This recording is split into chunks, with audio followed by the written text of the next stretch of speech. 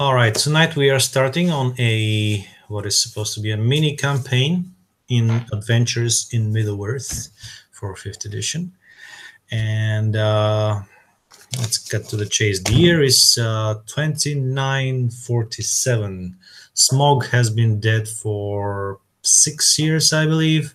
And the place called Wilderland, also known as I'm not sure whether you pronounce the H, so Rovanion or Hovanion, one of both, is slowly coming into coming together. You know, when the shadow was over this place, all those people just lived in their own separate. You wouldn't call them towns even. Just behind palisades, they had a few huts or longhouses or houses or whatnot, and they generally did not really travel a lot or have any other types of commerce, trade, or any such relationships. But now that Smog is dead, and the king in the Dale is rebuilding his kingdom, and the elves in Mirkwood are they are still a bit of hard-ass bitches, but are a little bit more loosened up after the events. So now they started traveling around Mirkwood, trying to, get back what was taken from their kingdom. In the Anduin Vale, the woodsmen are gathering around Radagast and other local lords, while the Burnings in the north are gathering around Beorn, and they're also starting their own tribal societies. And news for all that has even reached faraway places such as the Shire, of course, because Bilbo Baggins was the hero of that tale, and Bree, of course, as a neighboring town of that, but also to the south, the Rohirrim, and of course the men of Gondor have also heard about this, and even the stewards of Gondor are now thinking whether or not they should be sending people to the north, for there was an alliance once between the people of the north and the Gondorians against the people of the east. So it is a good thing to actually get those alliances back. So people from all over Middle-earth, of course this western part of it, Middle-earth, are flocking to Rovanion and to see what they can do. And now we are going to start our campaign in Woodman Town, which would be the largest settlement of the Woodmen. They like to be called like that. To others, it sounds a bit like, barbaric, but they don't mind it because these are proud Northmen, people of ancient lines who have survived thanks to the Great Wood.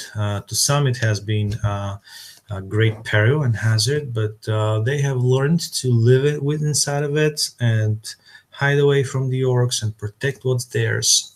So even before Radagast came over to these places, they were still surviving, and survival is their thing. Once on midsummer, they have a Folk-moot, basically a gathering of all tribes and making arrangements for what kind of trade and commerce will be taking place for over the next year until they meet again in the next midsummer. But this time, not only woodsmen have arrived to this place, so there's also visitors and emissaries from many other lands. And the Folk-moot basically started right on the summer solstice, if I pronounce that correctly. It started with a little bit of celebration. Of course, these people don't really celebrate like, for example, the hobbits or in Bree or in Gondor. It's rather more skittish, but still it gives off the idea that these people are not all about, just the hardship of life. Sometimes they would take out a whole boar and just put it on a slow roast for fun's sake, not just to make rations or anything.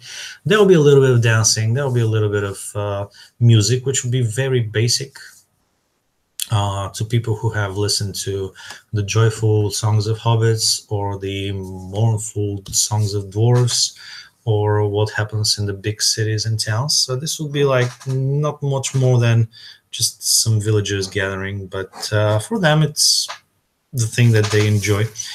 After that, the elders will have gathered on the village green, and they will first speak to the chieftains of the woodmen, and they will be arranging trade with the people in Mountain Hall, which are the suppliers of tin and iron ore. They'll be speaking to their fellow relatives up and down the river that goes through Mirkwood, that connects the three other large settlements of the Woodmen, and they'll be talking about food and maybe establishing new halls and stuff like that. And once they're done with their fellow Woodmen, they will turn over to the newcomers from faraway lands, and they will give them the right to speak, to introduce themselves, and to tell everyone what they're doing here, and bring news from afar. In Middle Earth, at this time, at this turbulent time, news from afar, like bringing news from places that they've never seen or even imagined that exist, it's something very interesting. It's like when first internet became a thing and people were like, wow, what is this? It's like the whole new world is before their eyes. So first I'm going to give the floor to our travelers from away to the west, and then we have, if I pronounce that correctly, Gilles, right? Javier? I mean, I'm not native myself, so I guess it's Gills or Gills. I don't really know. All right. Well, go ahead and stand before the elders in the village green and introduce yourself.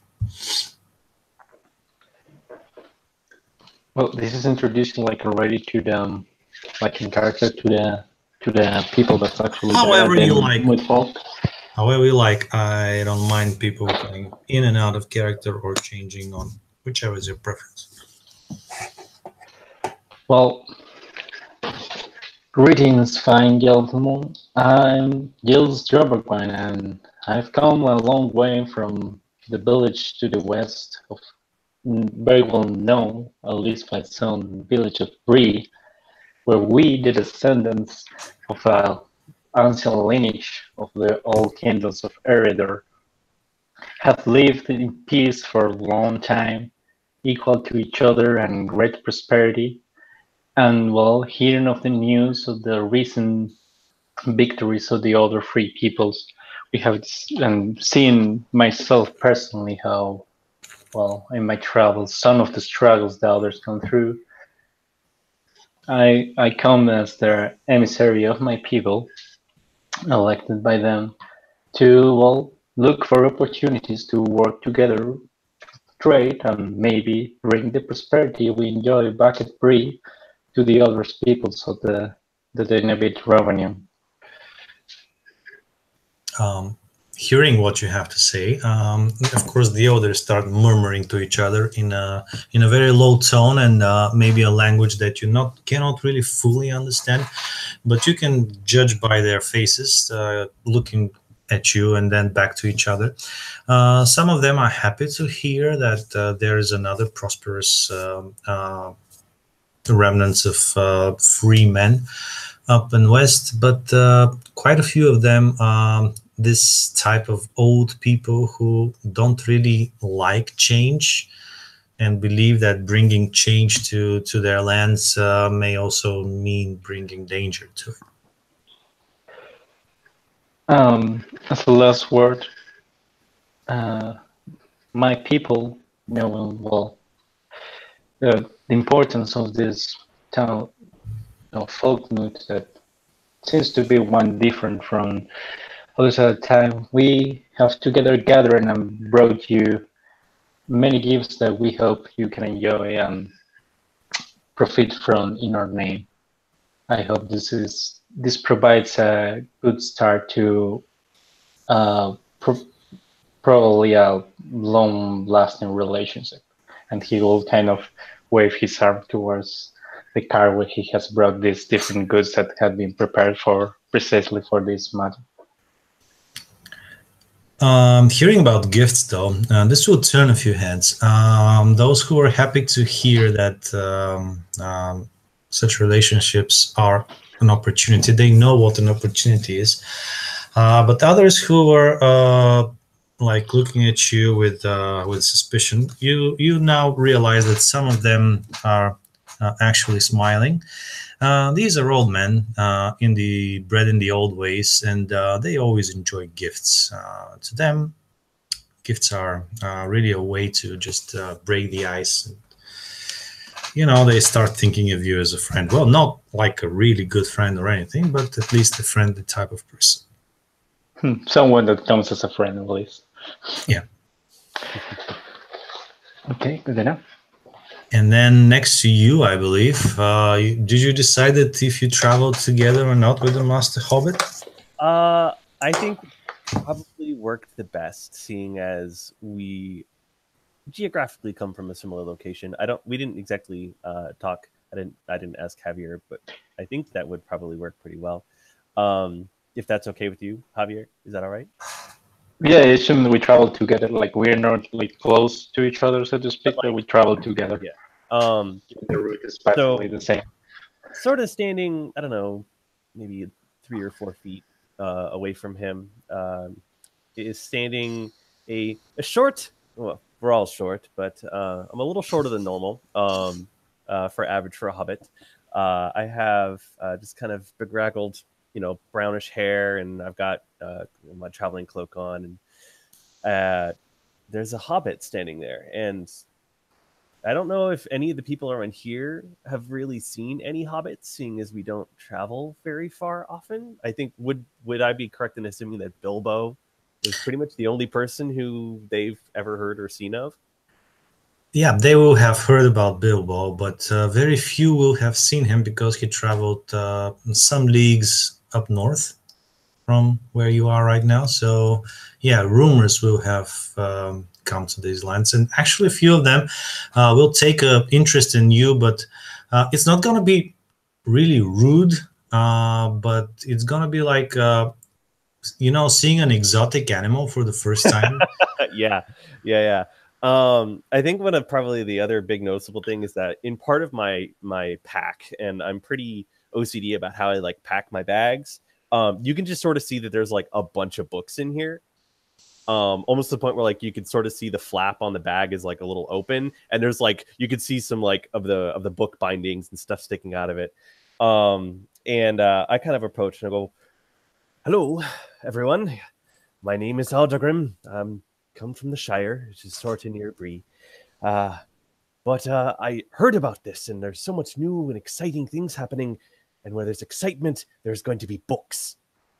That's what I'm here for. I got some books in my bag, and I also like reading stuff and learning about everything around here. So taking one after Bilbo, and I'm gonna see what I can learn here. Anyway, I'll just be off in the corner."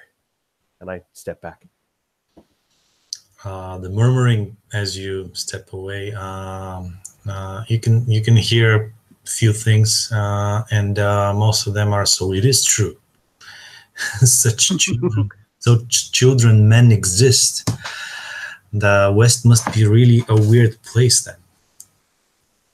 And the others say, but you've seen a dwarf, right? This is more like a, I don't know, beardless dwarf or something. And a few of them the older ones start quarreling about what actually a hobbit is and whether or not you're just a dwarf who's shaved. Amongst the woodmen, stands one in particular named Marakar the Woodgoer. So what is he doing on this Folk-moot, and tell us more about him. He kind of steps forward before the elders, kind of a nutty brown skin complexion, dark hair pulled into or dark for woodmen, which is more like a sandy kind of brown. He's got it pulled tight into a long braid adorned with feathers and such. And he steps forward and looking across the other emissaries and people that have come, kind of with a half-practiced little bow, says, "I am Merakar, the woodgoer. I am here at the request of my master, Amand the shepherd. We have come to offer any services to these new foreigners, these people that have traveled so far from so far to the west. I have never been. I personally." And then he kind of stops for a moment as he begins to ramble and thinks about the last punishment he received from Amand about letting his tongue wander as much as his feet. And he kind of rights himself a bit. And he looks over and says, we greet you, and I am at your service, sirs." And he does another half bow and kind of steps back. They will. What's this gesture? They'll not scratch, but Stroke their beards at you and say, "Well, you see, Markar, very few of you recently come all the way from Rosgobel. So, what's the news from there? Has the Brown Wizard returned, or is he still as reclusive as always?" The Lord Radagast is always about in the wood. Whether or not we see his comings or goings, that is always the same. As far as I have heard personally, he has not revealed himself to me. He may still be away. I cannot say for certain. He is as the wind in the trees. Elusive. Yeah, and they start murmuring to each other again, and you can catch the general idea that these people don't really enjoy Radagast as a person, but are really glad that he's somewhat keeping the southern border of their part of the woods. Well, that's exactly as it is, of the part of the woods, because this is where the necromancer used to be, and this is where usually the shadow rises. So they will ask you if you've heard anything about anything suspicious lately, like maybe orcs coming from the woods or spiders, or is your master doing what he does best and keeping them at bay? There is always talk of orc in the woods. We don't let them get too close any time these rumors abound, and a lot of the times they are just rumors. People are still frightened. The older times hang heavy, but this past season has been good. The cows are fat, the sheep are laden with wool. It has been a pleasant time. Nothing too dangerous, nothing too dark that we have seen lately. But there is always the danger. Well, next time you go back to Rosgobel, they say, send our regards to you, masters, and tell us that we really appreciate the things that the work that they're doing, keeping those part of the woods safe. And now, Radi, I don't really know, so that's what you're going to tell me. Whether this elf comes openly to Woodman Town, or did he sneak up and suddenly appears on the Folk-moot, or however you want to play it, it's your turn now to do it. No, he's been there from the beginning. He's just walked into town, asking around for jobs, mostly, or for interesting stories that people might offer. Well, here's the thing. People in Woodman Town, they have certainly seen elves before, but there's a sort of a... it's not like a mistrust. It's not like animosity, but it's... people, when they see an elf, they don't really go and interact directly with them. They believe that this is something that the elders of the village need to be doing, as an elf is considered something otherworthy and otherworldly, and something amusing that they really shouldn't be taught. It's imagine like in medieval Europe when peasants were not really Yeah. they were hesitant to talk to lords and look them into the eyes. So the only people that are really like facing your gaze and willing to speak to you would be the elders at the Folk-moot. So they ask you, of course, to explain what are you doing here, and why have you traveled so far from your kingdom?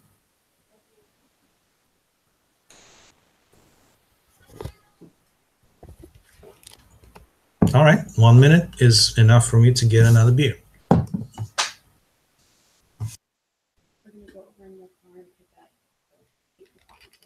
Oh, okay. Gotcha. From Christina. Okay.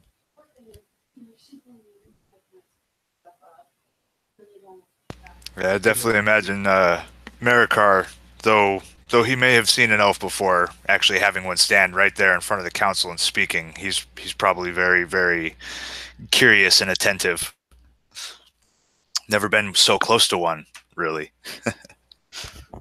I probably pull out my little sketchbook and I'm like starting to sketch his face and just his features and stuff because I've only read about them.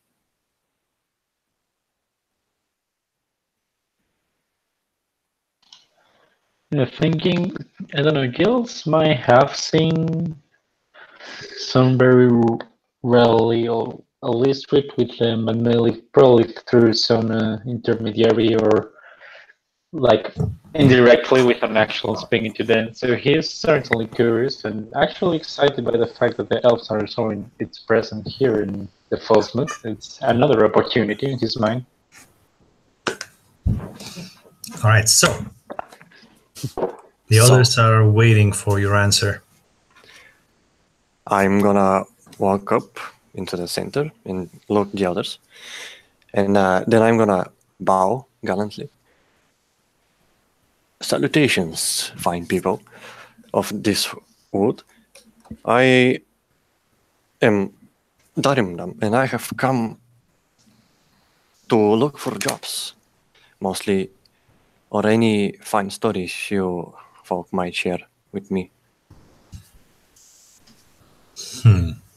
They start speaking to each other, and the words in general mood that you can get from this is that they're not quite sure what you mean by that, because really wandering around in Middle-earth is not like the norm. People don't usually go from place A to place B without having any certain purpose. But again, they really don't know what the purpose of elves is, in fact. The only thing they care about is that sometimes King Taranduil becomes power to them, of course. He becomes a little bit power crazy and declaring that the whole wood is his, and the whole wood is his kingdom, while woodsmen themselves have been living in this part of Mirkwood for quite a while now, and they call it their home. They have been harvesting, plowing it, defending it, and many generations have lived and died. So they, you realize that they will be, first of all, curious, but second of all, very suspicious of you. And as a young elf, they probably think to themselves that maybe that's how young elves go. They travel around and until they earn their name, because they're younger. They're young, of course, they do it. But when they're teenagers, they would sometimes go into the woods and try to get a name for themselves. Some find this foolish because sometimes it leads to a fatal end, just going alone in the woods for glory. But maybe elves don't do that. That's what they tell you all about. And finally, they say, well, if you're looking for jobs, maybe jobs you will find.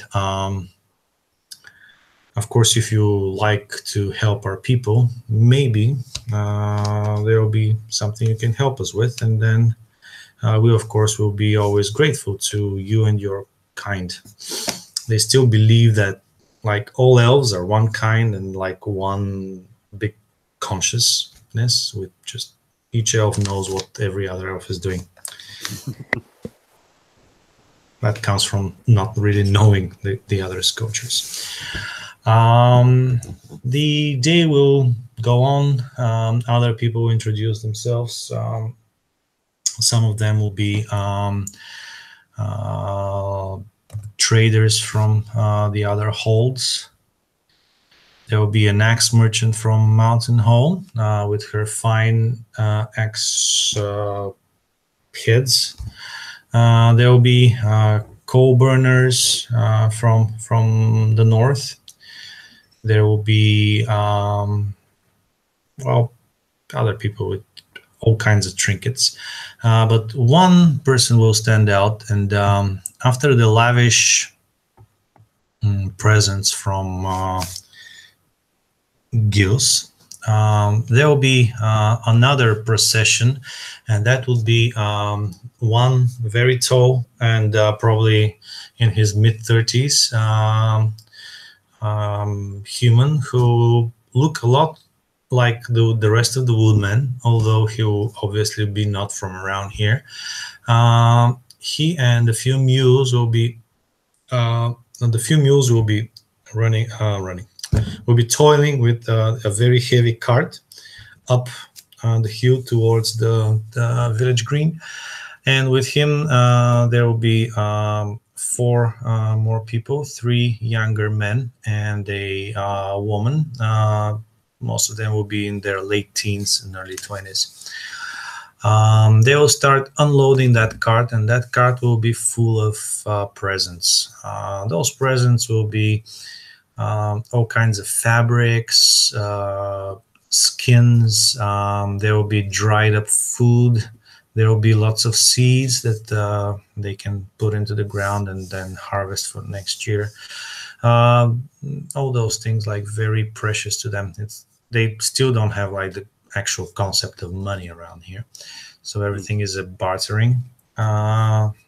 We can only find money in probably Dale and Lake Town, and then in Gondor, probably a little bit in Rohirrim, around the Rohirrim, and in Bree, of course. Bree are used to dealing with money. They always trade with dwarves who are traveling along the old road. But here in the Woodman territory, it's those things that they treasure most, and everyone will be like, wow, this is amazing. This will be almost all of the elders who will be amazed by that. And this guy will introduce himself as Kerwin the Generous. He will say that, and you'll actually see that this guy has a huge charisma. He's obviously a leader of some sort, and he will start. Yes. Can I interrupt for a second? I won't jump too far, but I just want to do a news from afar, just to see if my scholar has read anything about this. Go ahead. So it says, I know many things that are hidden from most hiding distant events and pasts. At the start of each adventuring phase or spending time in the sanctuary, Lord Master should inform me 2 events. A little bit about everything, passive ability checks. I guess just like would I happen to have read or know anything about it? Since he just said his name, does that trigger anything for? Well, given that this guy is just about to tell his name and where he's coming from, and he will tell the whole story. So maybe we can use your news from afar for anything, for something else. Okay, gotcha. Go ahead. All right. So Kerwin the Generous. This guy is obviously some sort of a leader. He gives off that feeling, and he's even more charismatic than all the elders around you and that you've seen.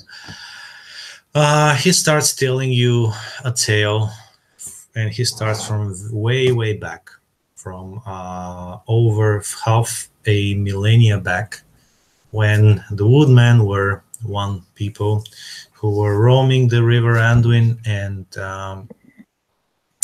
lived freely without any dangers from the shadow or the orcs or anything.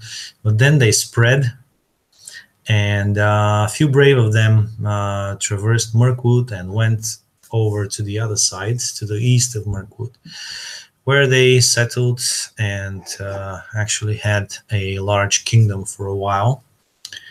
And of course, since then, many of them have perished. Others have moved on to other places. Some of his people have fallen under the rule of the Easterlings, but some of them still survive under the old place that they first settled, and this is known to you as the East Blight. And yeah, we still live there and survived for many centuries, just as you, my fellow kinsman. And you can see that all the elders from Woodman Town are nodding, and they're nodding in appreciation to what this guy is saying. And also they're a little bit, well, not blinded, but really loving all those presents that he brought. So he will speak for maybe over half an hour. This is a very, very fine orator, I think. Could be a word. A rhetoric. So his rhetorics are, imagine like maybe Fidel Castro, if you heard like his speeches. Very charismatic, that captivated all the people around him. But of course, he's not a dictator of some sorts. So he will speak about the friendship that needs to be. So now that Smog is dead, this friendship between his people and the Woodman here, since they share common ancestors, should be rekindled again. And he was actually thinking of moving his people either through Mirkwood or skirting it through around the south, moving back into their territory, because even though Smog is dead, the Easterlings are not really that such kind people and rulers, and soon they'll be knocking on their door and either trying to make them their vassals or slaves. He is not really sure of which, so he would prefer if his people moved all the way back to their ancestors' lands around the River Aldwin, if they would accept them. And most of the elders are nodding, but you see them, they don't really want to give the answers yet, whether they want to take this guy back. They will still be considering their options, whether or not they are going to take this guy back into their lands.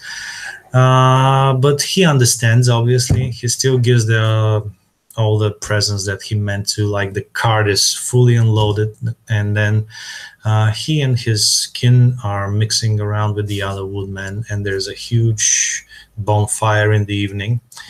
And things will be proceeding like that for a week, from what you've heard. So you can now shortly describe what your characters will be doing during that week. You would know that no concrete decisions about what is going to happen will be taken during that week. It's a week about festives, about drinking and dancing and that sort. So any of your characters have an idea how they're going to behave or what they're going to be doing during that week? Well, I definitely know what my guy would be doing.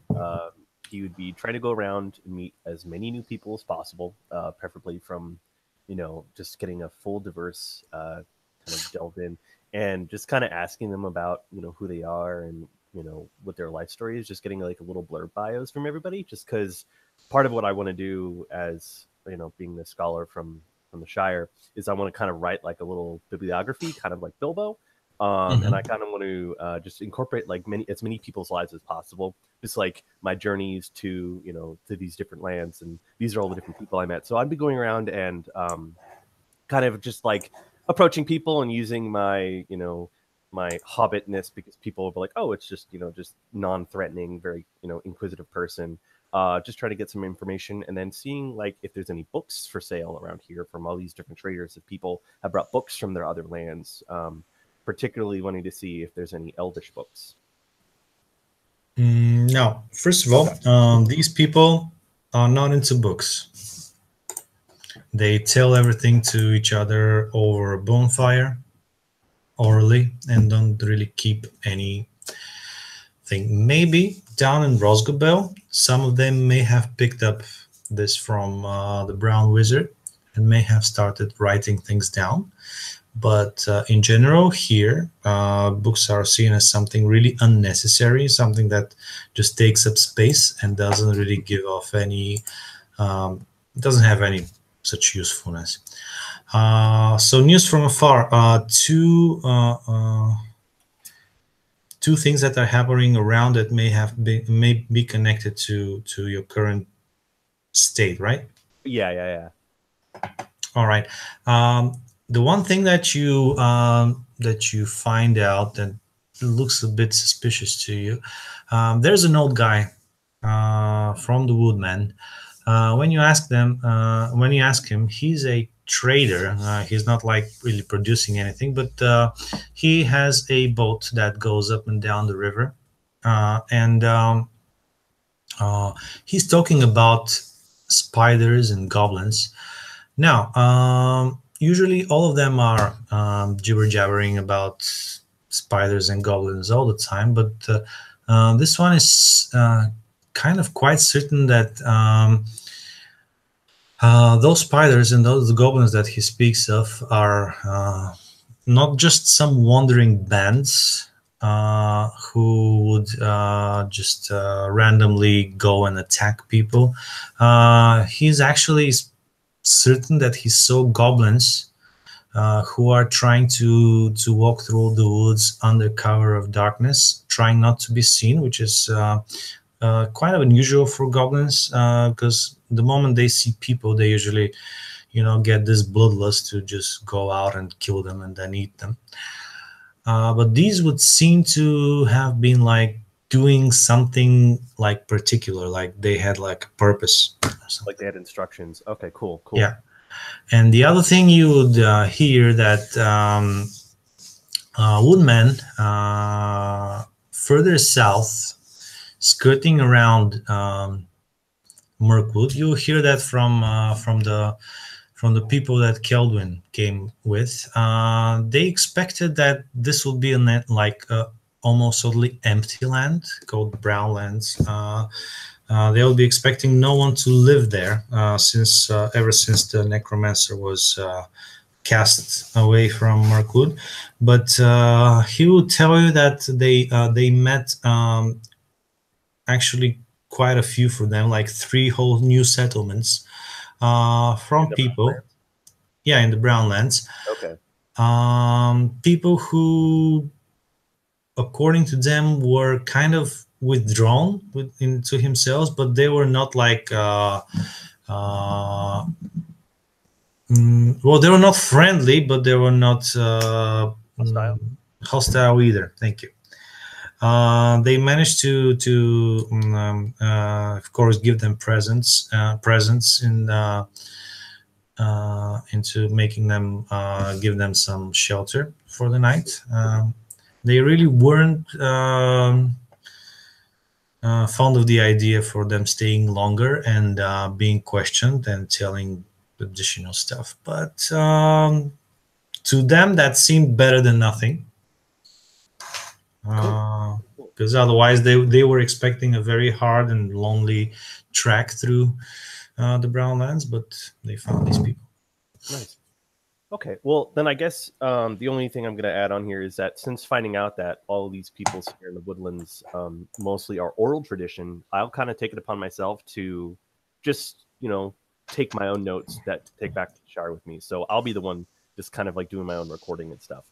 So, even if they don't care for it, I care for it, and that's fine. And most of the oldest people around will look at you like you are some sort of a spellcaster, an evil person who is like, taking notes and, writing down things. Some will say like they're prejudiced against it, like from so many centuries without any written actual language. That's fine. As long as they're not like, going to try and beat me up for it. I'm just going to like No. use my, innate positive hobbitness that they're like, hey, he's just non-threatening. He's just writing. He's a weird person. And I'm okay with that. It's friendly times at this point. There's plenty of food and drink to go around, so none of this. Okay, I'll step back. All right. Anyone else? Well, Gilles will... Okay. Yeah, Gilles will be also most likely giving his purpose here. He will be going around being sure, like trying to meet especially like different emissaries or peoples that might come from different places, trying to a bit learn basically who, in general, who is coming, what's their interest of coming here, like who are the important people in here, and in general trying to make like himself known, especially that a bit, but more like knowing like basically who is there and trying to seek for, I guess, for opportunities to establish new relationships, and who knows. The people you will find during these times would be mostly from other parts of Woodman Valley. Let's call it this, the middle part of Anduin Valley. But you also see a lot of burnings, and from them you will discover that they are also rebuilding, and their main purpose would be to actually bring the old road that goes through the heart of Mirkwood back into service.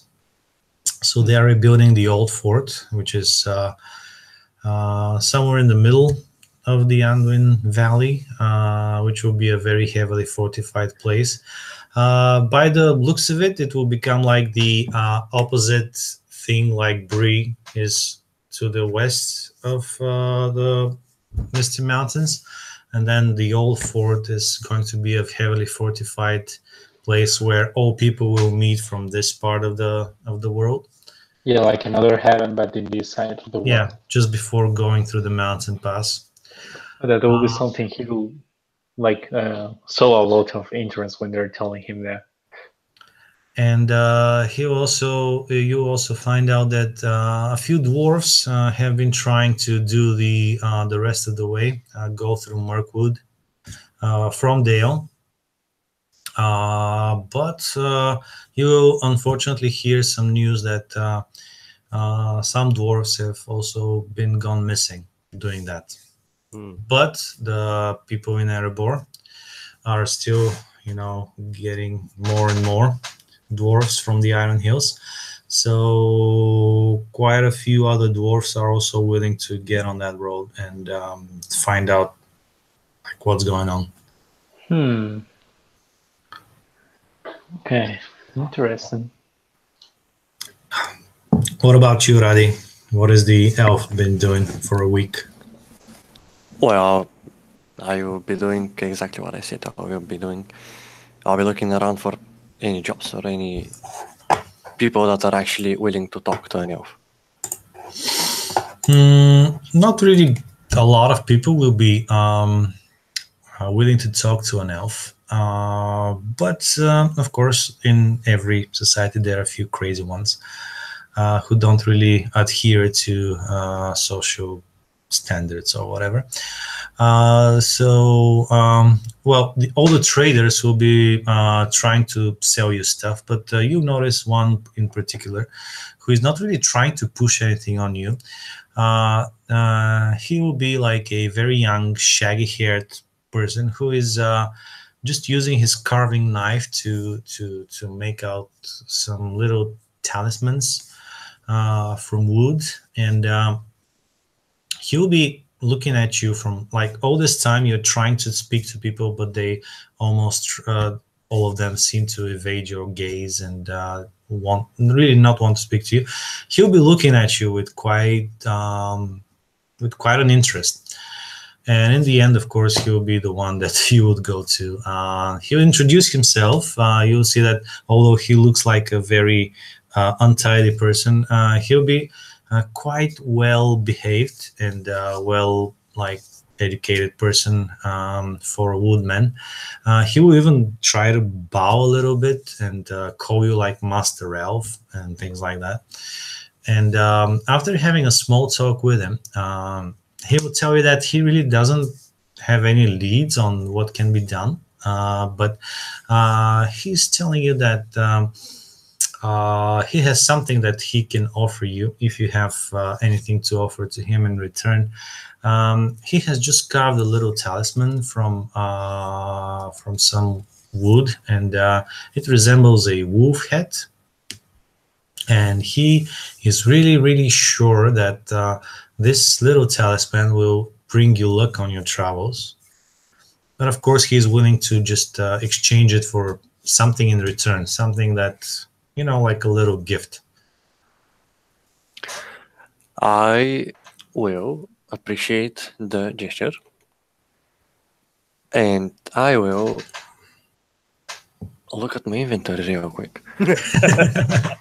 What do I have in my bag?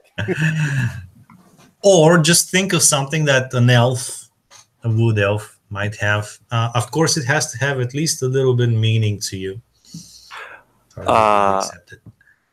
Yeah, seeing as I have a cloak, I would assume that I have one of those, or similar to those pins, the leaf-like pins they had. Nice.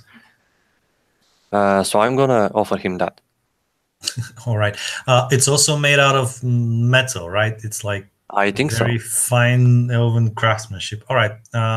First of all, get yourself inspiration. Oh, where did I put that? There's an inspiration tick. Oh, yeah. You either have it or you don't. Oh, yeah, okay. And then get yourself a lucky talisman. It is a wolf head talisman that I'll tell you what it does later. All right.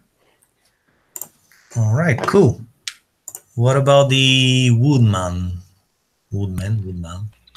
Probably. Yeah, Merikar would he would be obviously walking around and talking with people and sharing stories with the other woodman clans, but then he also has this curiosity. He himself frequently wanders through the woods, so he would definitely want to talk with the two from Bree, the human and especially the hobbit, with mostly silly questions, things like a child would hear from rumors, asking the hobbit if he's full grown, if his feet are always the same size, like how are they so big? How do you walk around without shoes? Just silly things. And I'd be more than happy to answer all of them, because it's a little bit of a character back kick. Is like I had 6 other siblings. So and I was the firstborn, so I was always taking care of them. So hearing all those kinds of questions and all that stuff, I'm super used to dealing with them. Anyway. Oh, that's funny. That's good. Yeah, and then throughout that week, he would be definitely looking for a time when there wasn't too many people around, or when he wasn't under the eye of any of the elders and council members, trying to look for a good time to secretly or discreetly talk to the elf, just because, again, with the stories he's heard, he's just questions, is it true you guys live forever? Can you read thoughts? What am I thinking right now? Just from the rumors that he's heard, because not actually having met one. So just little things, and eager to hear stories of their lands and to tell some smaller tales of his own lands. A lot of times asking about the flowers and the plants that grow there, and that he himself tends his own garden and is curious of the garden practices and flowering fruits and plants of their lands. So he's mostly just inquisitive, but also a little cautious on outwardly talking to these people in front of his own people, I guess. Yeah, the elf will be more than happy to answer the question. And he will gladly tell his plans, his life. and the others there. And in the end, he will also ask for stories from, how was the name? Marakar? Yeah, Medakar. Yeah, he's gonna ask for stories as well. Yeah, and they freely shared. Tells stories of some of the hunts he's had through the woods. For boar and encounters with bear, and that one time when he was younger that they almost fought orcs.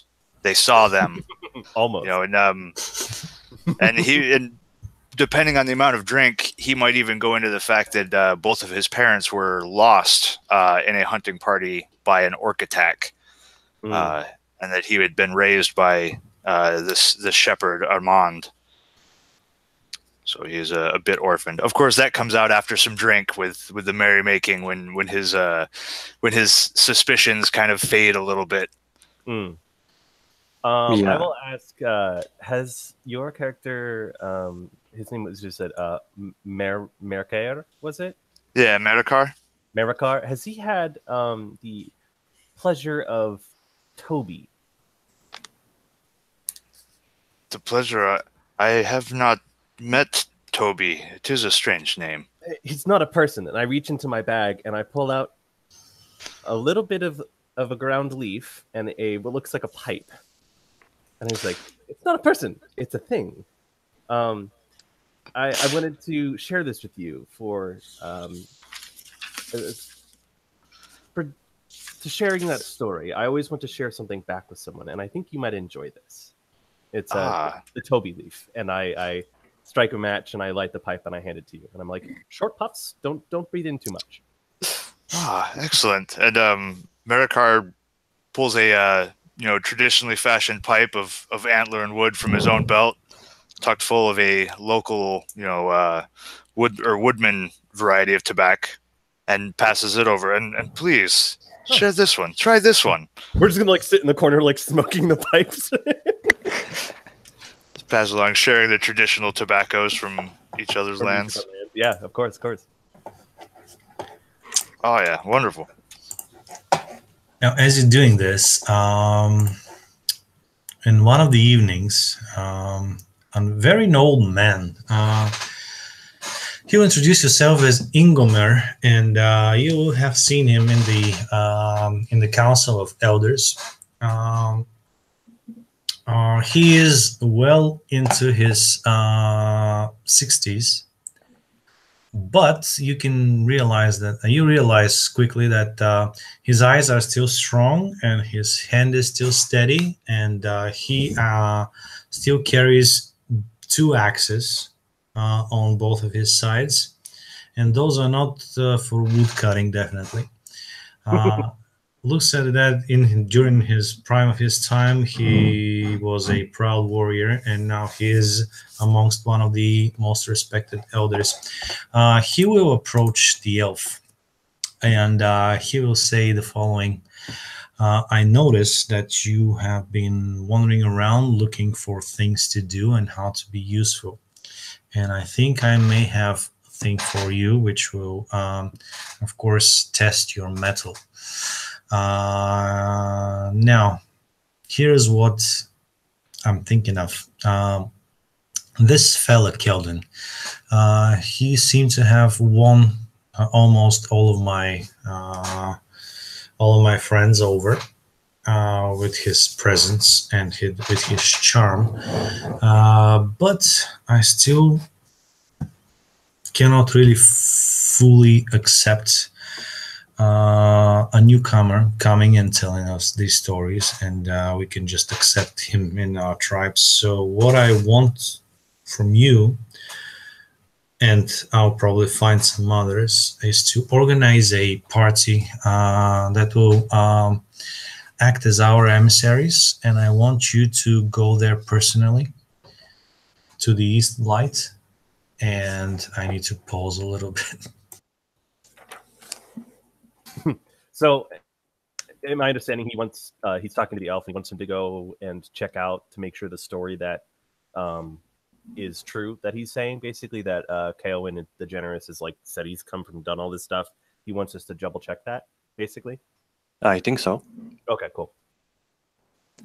Also, can I add a little something to our conversation with Marakar? Because I didn't get the chance. Oh. Yes, yes. You mentioned that he will say that his parents were killed by orcs after a couple of drinks. Yes. Yeah, so the elf is gonna nod to that, not in a mocking way, because he will say that he is the same, pretty much. The same has happened to him. That is so strange that you from deep in the wood and me south that we would share such a common thing. Perhaps elf and man aren't so different. Maybe. Shall see. That is. I am sorry for your loss. I am indeed sorry for you as well. Their names will be honored in the stars, I am sure. I will nod to that, and I will offer him another drink. I will respond in Elvish, basically say like, my condolences, but in Elvish. I'm gonna put my hand on my heart, I think it was, and I'm gonna bow. And I'm gonna offer him a drink as well. Thank you. I'm just going to mention that there is a actual hatred from elves towards orcs. Like basically, when you hear orcs, sometimes elves go into the same bloodlust that goblins go into when they hear about men and easy prey. That was a tender subject indeed. Yeah. So Ingor is going to. I'm sorry, I forgot where was I because I was just handed that baby phone. But anyway, yes, he'll say that he doesn't entirely trust outsiders, but he may be willing to trust an elf because living in Mirkwood, even though his king sometimes goes crazy about whose woods are these, you still share a common enemy, and he has known elves before, and he knows that most of all they are proud people who would not really go into lie and deceit. He's seen that mostly in men, but not in elves, because the elves, more than all the other races, realize the hazards of the shadow overtaking other people and driving them crazy. So he would really want you, and he will select a few others to go over there. It's a very it's not really an easy road to go to the other side of Mirkwood and see for themselves whether what this man speaks is true. And only then, on the next Folk-moot in a year, they will have their final decision whether they are going to accept Gale and Stripe into their midst. So what do you say to that, elf, master elf? I at first seem surprised because someone actually approached me, and he's an elder. He's like the king around here. Then I'm gonna say, I'm honored by your forgot the word. Goddamn. By your offer, let's say offer. I'm honored by your offer, elder. I am looking forward to meeting my accomplices and completing this task. All right, then. During the next few days, I'll try to target a few other people that may be willing to accompany you on your task, Master Elf. Until then, you can just enjoy our hospitality and our food and drinks. Thank you. Now, next person, of course, he is going to approach would be the Hobbit. He will sit by you at one point, seeing that you have been enjoying this fine tobacco. He'll take out some of his own, but then very skillfully he will just look at you and say, well, Master Hobbit, I was going to offer you some of our own, but I'm afraid that this might be seen as an insult, as what we have is far more inferior than what you usually have. Well, But still, if you want to share, I will always be happy to share. Just seeing it's been on the road for a while, and seeing so many people and sitting and enjoying and having drink and sharing story and laugh, it reminds me a bit of home. My parents own an inn and a tavern, so seeing this kind of this environment is it brings me back. But I would be more than happy to share and see, try the flavors of different lands, so to speak. And you'll be more than happy to take this. And I pull out a little bit and I put it in a little rag. I'm like, you may take all of this as a gift. Woohoo! So you are relieving yourself from a large quantity of fine leaf. Of Shire leaf, yeah. All right.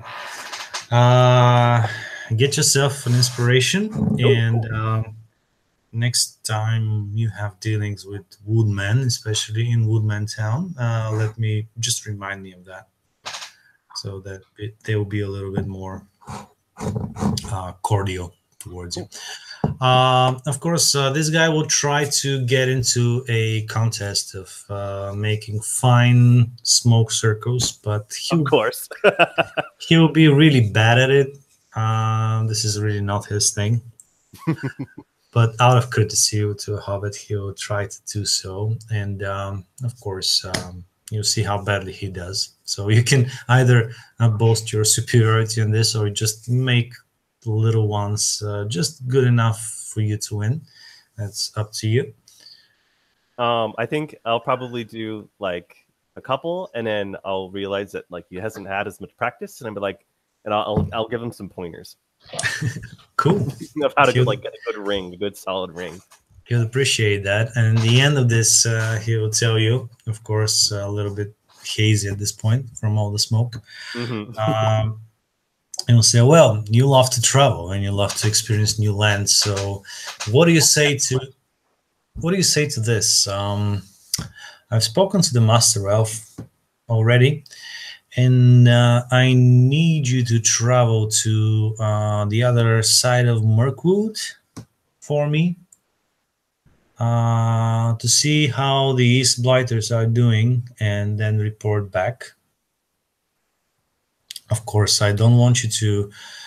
It's a long road and it may be a little bit dangerous, so I just want you to go back before winter arrives."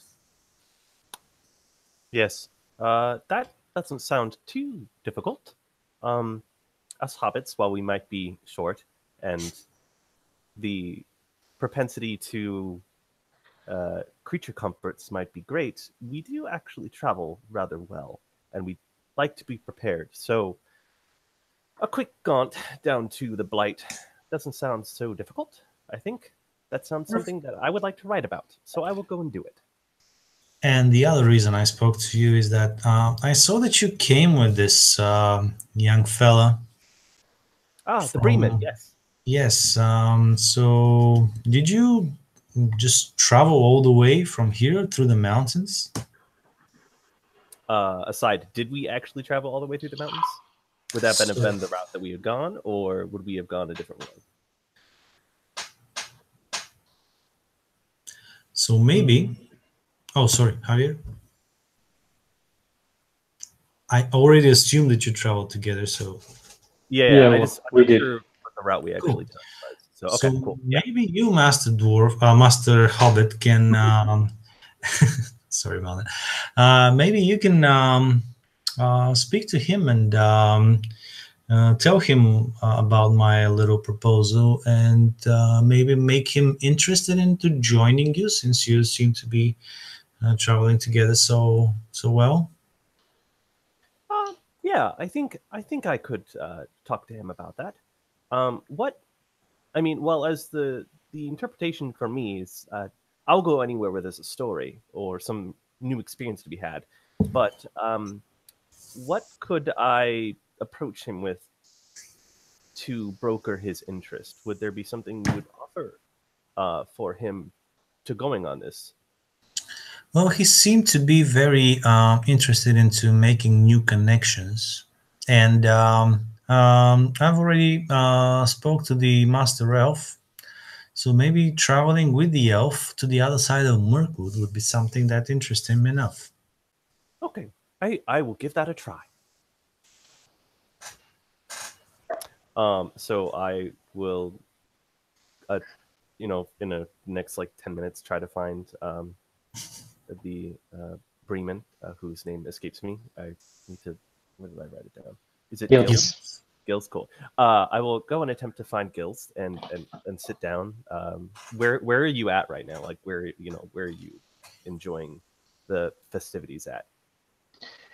Yeah, he's very curious always since being do his travels to foreign cultures, and he's probably enjoying some like even if it's relatively simple, was noted before, he's probably just enjoying some local like small spectacle of music and such. Probably trying to still getting to know maybe some of the local peoples, even if just trying to learn a bit, always trying to learn more about the local culture, and yeah, also even looking, trying to who knows, like look for opportunities.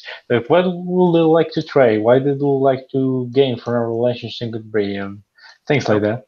Okay. So, I'm kind of seeing you like, mingle with these people, and I'll kind of approach you on the side and be like, Gils, you looking like you're searching for an opportunity. I think I might have found one. Oh, really? Do you remember the Engomir gentleman, who was part of the council, I believe? Yeah, I remember the council. I think I know the one you're referring to. Why? Well, he just approached me, and he told me that he had already approached the Master Elf that we had saw earlier, and he is asking that we go and venture out to the East Blight to verify this new tradesman's story.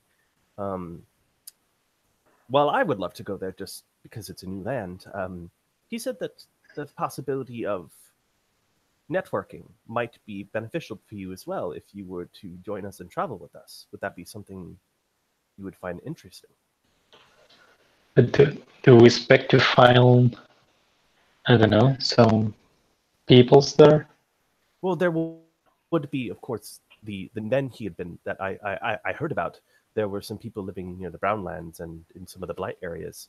But I mean, on top of the fact that doing this favor might possibly broker some better relationships between the Bremen and the men here of the woods.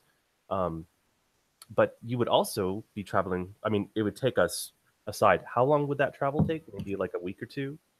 Oh no, More than that? more than that. Okay, so we'll be traveling for a long time.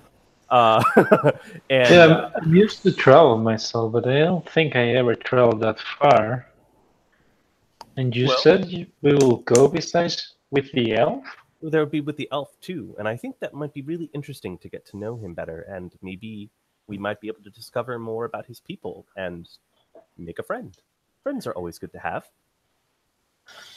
Oh, to that I can but agree. And I have to say, I mean, I have had like the privilege to have some very distant contacts with the elves, mostly indirect, but getting on a travel with an elf just beside you, that's quite a tale to tell back at home. And who knows, maybe we will learn something about the elves. Maybe we will be able to properly contact the elves using him as a, well, I mean, if we give him a good impression.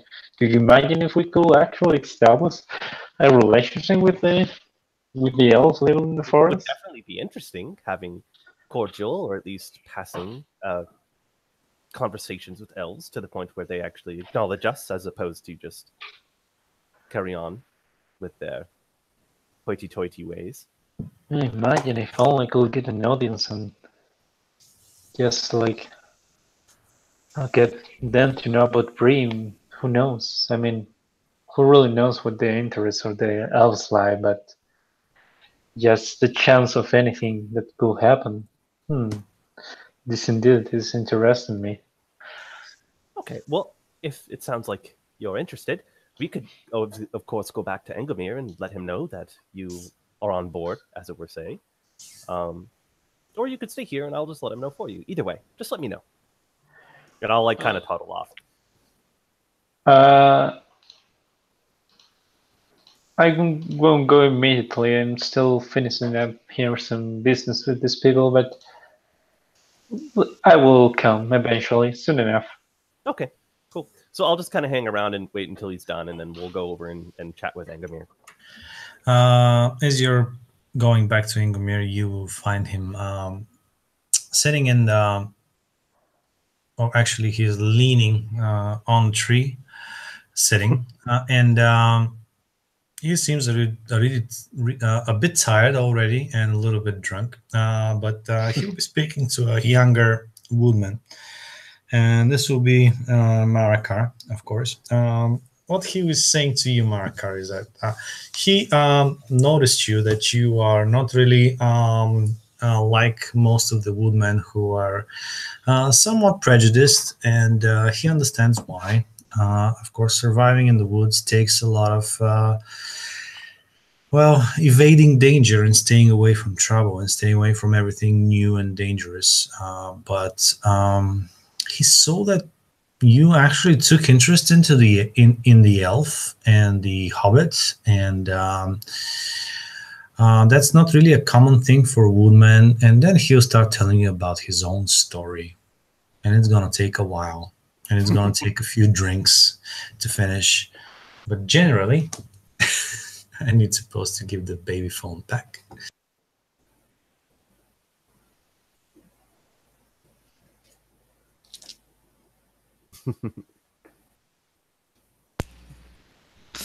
Oh yeah, I have no kids myself. A baby phone? Yeah, the thing that you watch your baby sleep on. Oh, like okay, baby monitor. Got it. Yeah. All right. So he'll start his story about his life. Like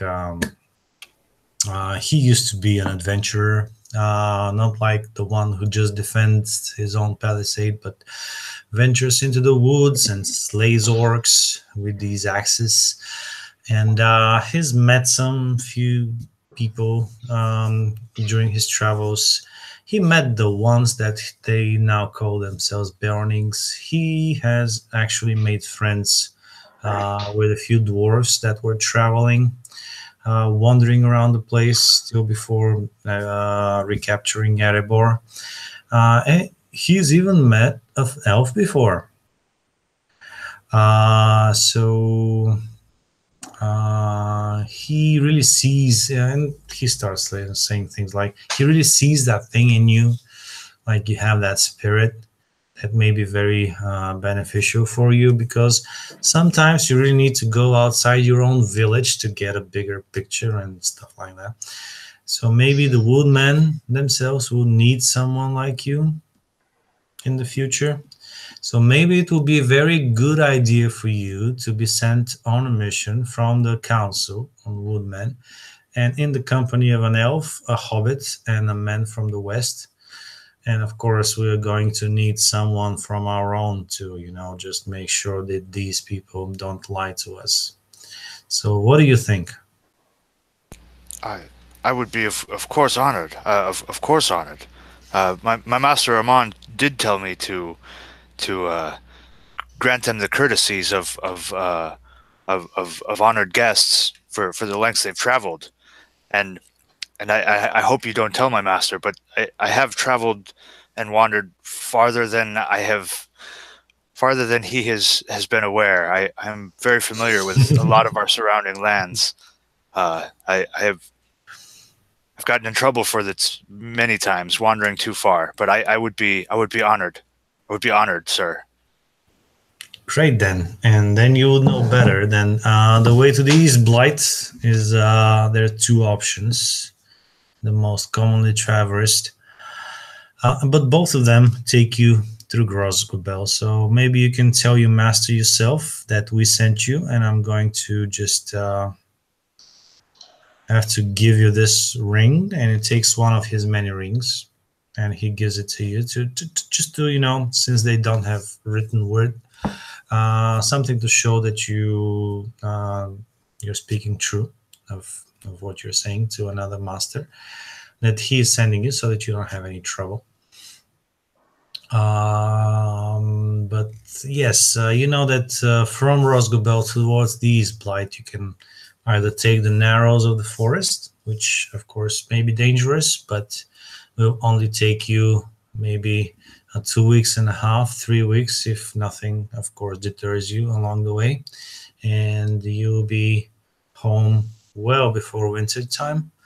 Or you can take the long way around, which Keldwin's people took, which is to skirt the woods through the south, through the Brownlands. It, of course, will take you longer, probably a month and a half, maybe 2. So that will be another 2 months to come back. And, you know, winter comes early into this land. So if anything kind of delays you on your adventure, on your travels, then maybe winter will catch you before you are home and safe. Yeah, of course.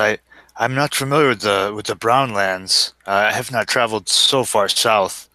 The narrows of the forest, I would feel much more comfortable with passage through there. I may have snuck through there days at a time before, sir. I apologize. It wasn't something I was supposed to do, but I have been through parts of there. There is a lot of excitement for the Brownlands, though. That is a place I have not seen before. He will actually put his left hand around your shoulders as he's trying to both like stand up and kind of like a friendly gesture. And he'll tell you a little bit now inebriated. Well, it is a secret, but you seem to be the right type of person, so I'm going to tell you. We try to keep most of our young men and women not really be that adventurous because it's dangerous, and usually people who do so get themselves killed. But we also really do appreciate people who do not listen to this. Of course, not in great numbers. But sometimes a person who can go through the woods unseen is very, very valuable to us, and of course to the Brown Wizard. Maybe I see sometime in your future you can become one of our spatial agents that will go and bring us news from inside the woods. Who knows? Maybe if you do this for us, I'll send a good word to the wizard, or maybe to the council, and then maybe you will decide who to serve. Does that sound good for you? And Marikar kind of, gets embarrassed and tries not to show his excitement for how great of a opportunity this is, and he kind of looking down at his feet says, "Yes, that would be pleasing. I would very much like that." Then, of course, go ahead. Speak to the elf. Speak to the short one and the young fella who's most charming. And if you all do this for me, it will be very, very much appreciated. Like, you know us. We don't have kings or any type of serious hierarchy around here, but I don't like boasting with it, but my word really holds its weight around the council. So yeah, gather them up, explain to them the perils and what you think, and then let me know if you need anything before you depart. Of course, Elder Inglemar. Of course I will. And again, he's almost kind of bouncing a little bit with the excitement, but trying to be like, yes, yeah, solid. I understand. but he's definitely has some excitement going on. All right, guys, I need to take a 5. If you want to take 5 as well, cool. If not, you can just use this time to discuss your journey roles, like rules wise and whatnot, and then we'll take it back from there. Excellent. Or we can Excellent. do it when I come back, and we can use 5. All right. Okay. Cool. I think I'm fine either way. So right. I am going to step out. I've got my little dog over here giving me the eyes. I have to run. I have to run him outside really fast. Okay, cool. I'll be right back. All right. Yeah, I'm gonna step off real quick too.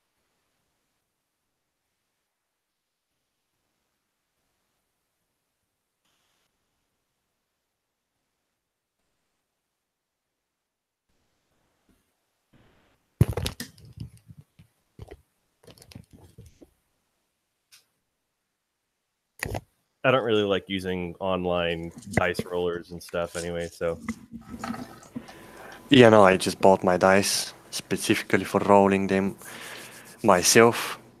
The feeling is a whole lot better. yeah. I do prefer it too, but I don't have mine with me right now, so bummer.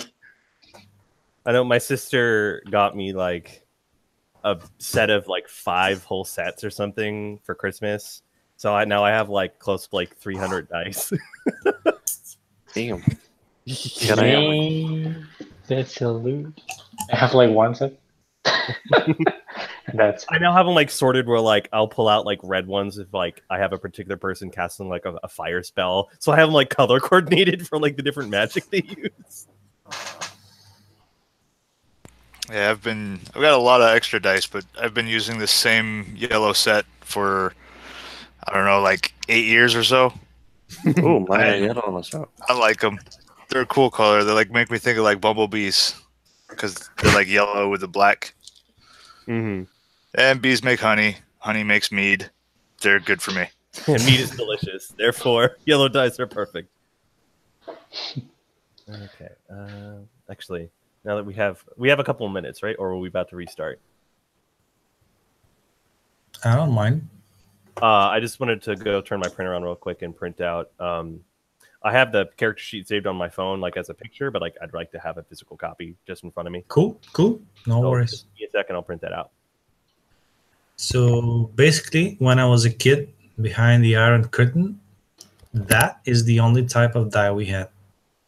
Just a D6 with pips, nothing else. And me and a few friends, we just made our own RPG system using just a number of those dice. And now those novelty cool thingies are like a really recent thing around our lands. Roddy's young. Roddy is like maybe half my age. Yeah, I'm roughly. 18. So he doesn't maybe remember those times. Well, he doesn't. He hasn't lived in those times at all. Not really.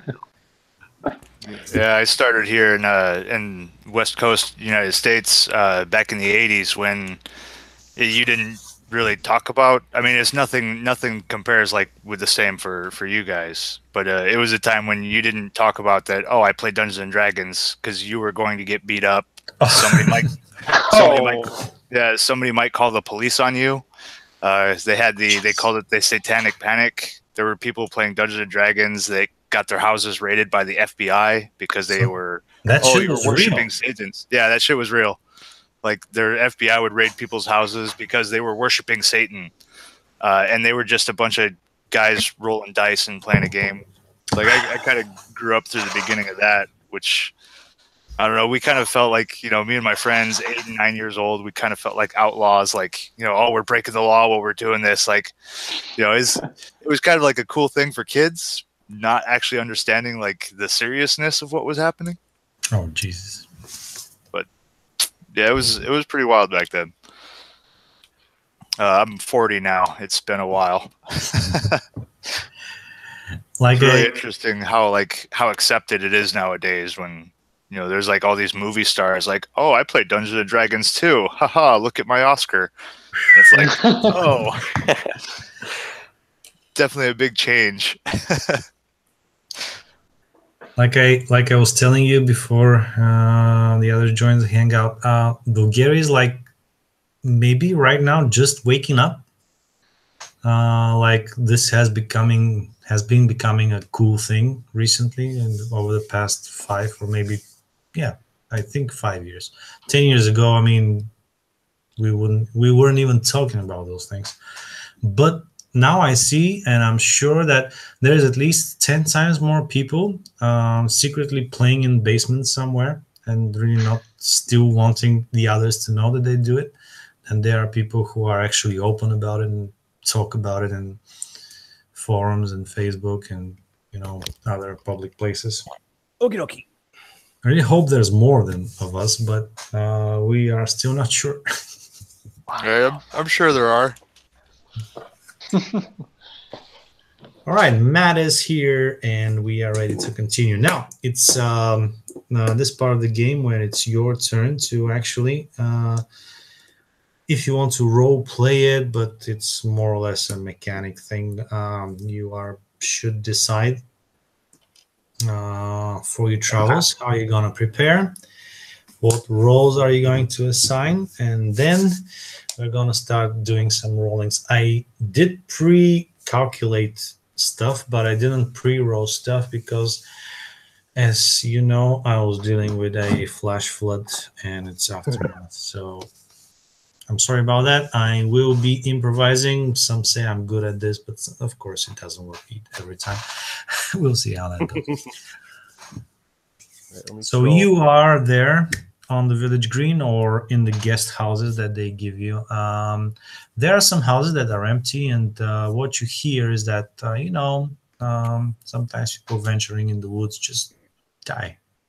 Happens a lot in these places, and so there are still a few houses that are empty. Ingomar has arranged for you to share a guest house. It's a very simple affair. A wooden house that resembles a long house, but it's way smaller. Its roof goes down all the way to the ground, and in the middle there's a one common place. There is a chimney, very basic chimney through the roof that you can keep a fire going inside without, getting all this smoke in your lungs. And you will be sleeping on some wooden beds with hay on the floor.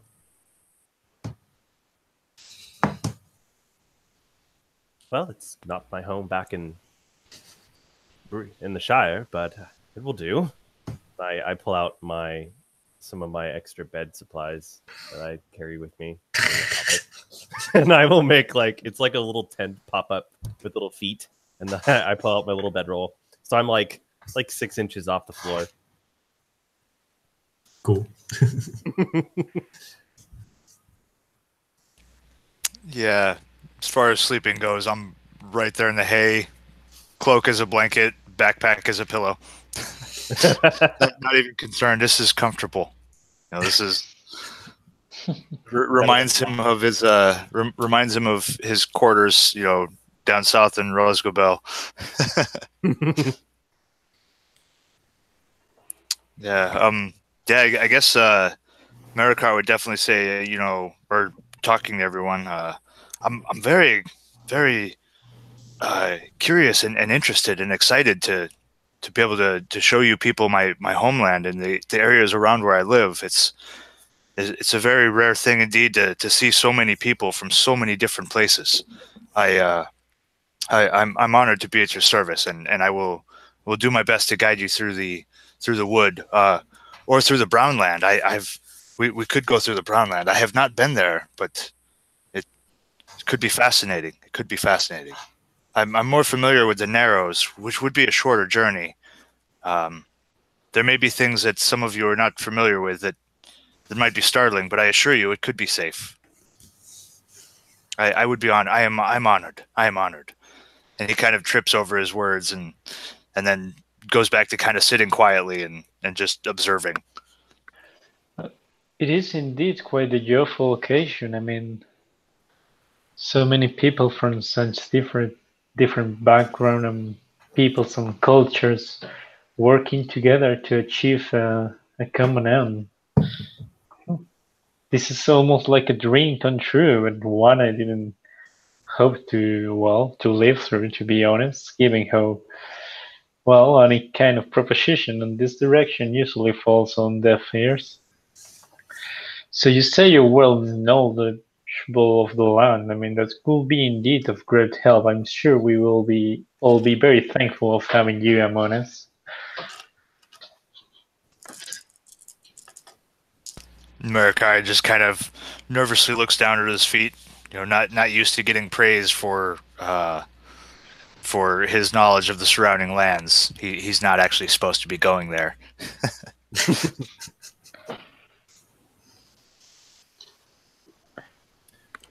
Well, I will pip up here as we're all kind of discussing some of the things that we're good at.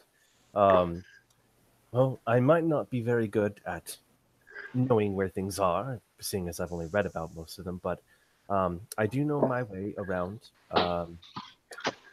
some leaves, as well as not just the smoking kind, but also some of the medicinal and healing kind. So while I might not be the most helpful if we should run into, heaven forbid, spiders, goblins, or other marks of the shadow as our travels further south, but I could help out medicinally and perhaps be a distraction should things get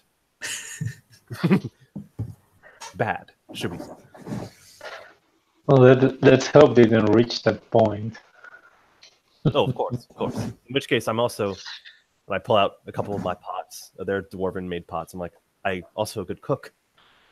So, Oh, you have some of those too. I got some during some of my trades. They are indeed quite a high quality. well. They're set to have when you're traveling around. It's good to have some place to cook decently. Indeed. Well, I myself, I mean, I travel quite a bit around. I mean, I guess I have quite a variety of skills. I have my way usually while I'm used to dealing with different people, and well, due to my trades, you know, I'm used to be facing the initial, let's say, tension and discomfort when there is to, well, interacting with others we're used to or we haven't heard about before, and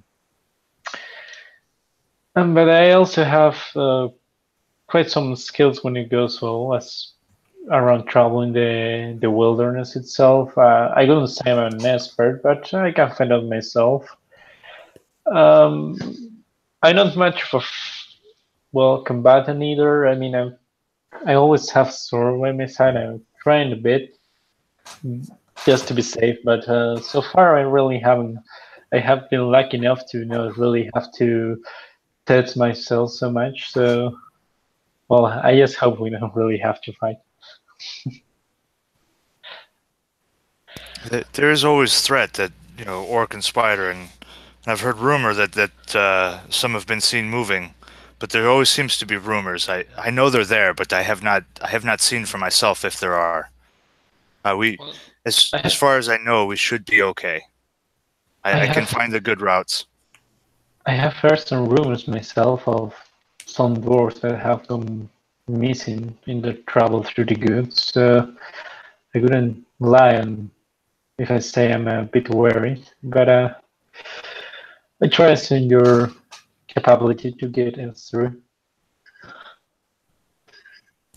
I wouldn't, from the stories I know, I wouldn't be too worried about dwarves going missing in the woods. Mountains are where they know. The woods are not something they should be familiar with. If the stories are true, then I could see them getting lost in the wood, and maybe just people making rumors that it was something else. They may have just gotten lost. There's no stone for them to know their way with. That's my thought. I've only met a dwarf once. Oh, did you? What was he like? Very, very loud. Very loud. Ate more than I've seen most people eat. It was really spectacular, and his songs were great.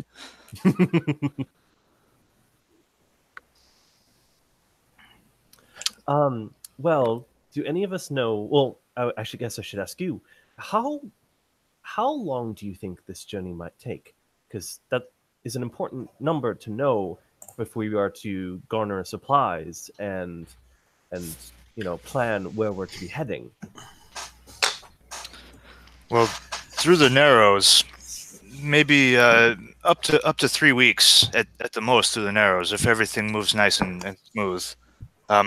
Going south around the forest through the Brownlands, I'm not so experienced there. That could be a month or more. I'm unfamiliar. Well, but it would be an easier travel. It would be easier to go outside then. Well, the difference between walking through the plains and grasslands and hills and walking through woods where we might find choking branches and thick underbrush. I see. So one is an easier walk, the other a shorter walk. Here's a little bit more info that you probably could have gathered from people around you, and from you probably would go and ask Keldwin and what they when they went through. So skirting the the the woods is not well. It's obviously safer, but the brown lands, apart from those three villages that they encountered, is a land which is quite barren. Think of a desert, but it's not really like a sandy desert, but it's more like a temperate climate desert. The soil is more or less hardly existent. Most of the ground that you'll be traveling through is like crags and stones and this kind of things. These are basically the lands that in the Lord of the Rings they speak when Frodo and Sam just stray from the rest and they have to go through these empty barren lands. It's safer in the account that it's not in the woods. It's away from where the necromancer lived. But it's foraging through the barren lands of the so-called brown lands is really not that. It's not like you're going to go through a valley, or through a grassland, or through even a more or less desolate place. It's really well. The only thing is that it has less spiders and goblins. But it is a longer walk. Of course, for that trek, they can supply you with mules, so you can obviously have more provisions. But this is Middle Earth in the end of Third Age. Things are far apart. Provisions to be able to carry for the whole journey is more or less impossible. You'll be carrying some provisions, of course, for just in case, but most of the time you'll try to be foraging and hunting for yourselves, because you cannot really carry that much food and water for a whole journey, even with a pack of mules and a caravan. That makes sense. So these are the choices. Of course, through Mirkwood, it's really impossible to get a mule or a pony to actually follow you.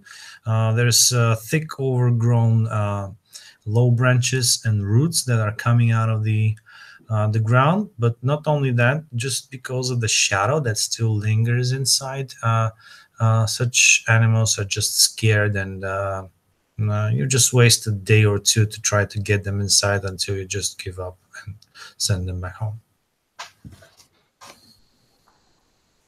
Yeah. So then he would have, I misunderstood Brownlands. So yeah, he would instead have said that, through the wood we would have to carry everything ourselves.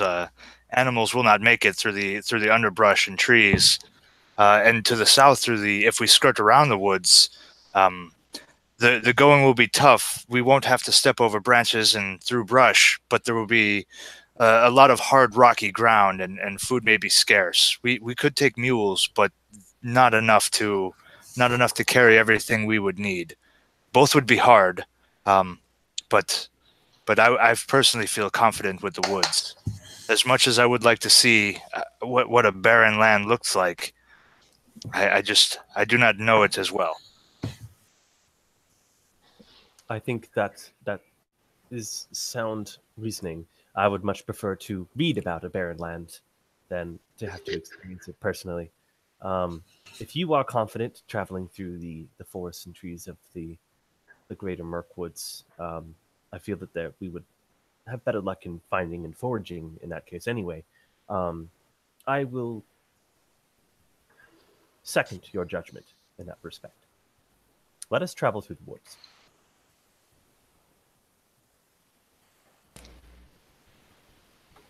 Does that sound agreeable for the others as well?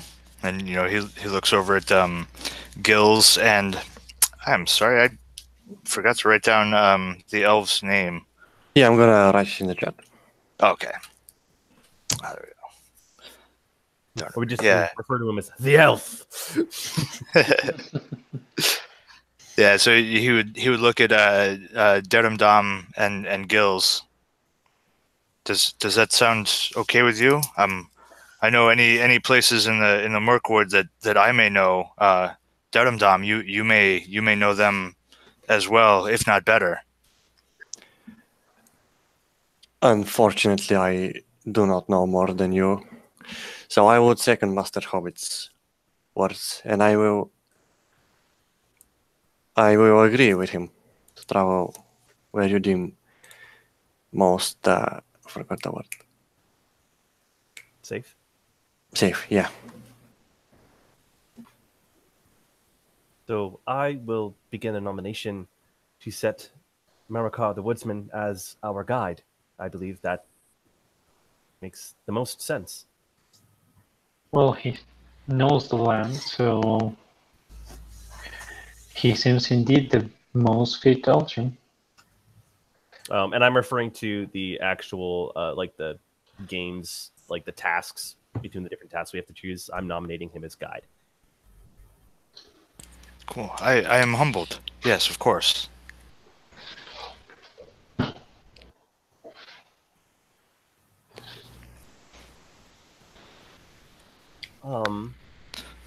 Between the have other to- three. yeah. Oh, go ahead. Go ahead.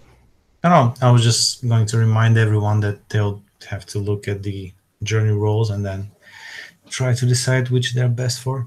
But go ahead. Okay, cool. So I was about to say is like, well, if the guide has been selected, we need someone who is able to scout out and see things without being seen, and someone else who is good at foraging and gathering and hunting, and perhaps someone else who can just keep an eye out in case if something goes bad. Seeing as I'm really no good with hunting or with looking around, I'm short and many of the branches would be in my face. I would recommend that I just be a lookout. That's about as useful as I think I could be.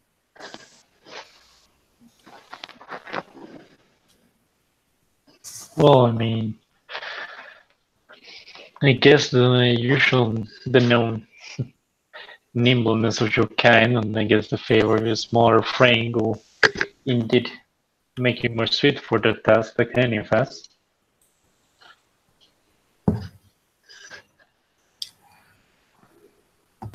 What I about didn't show.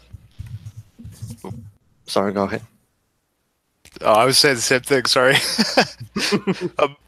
No, I guess I would turn and say, are the legends of Elven Eyes true? Can you truly see in the night through the blackness? As maybe we could use you and those keen eyes as a scout. That was exactly my thought.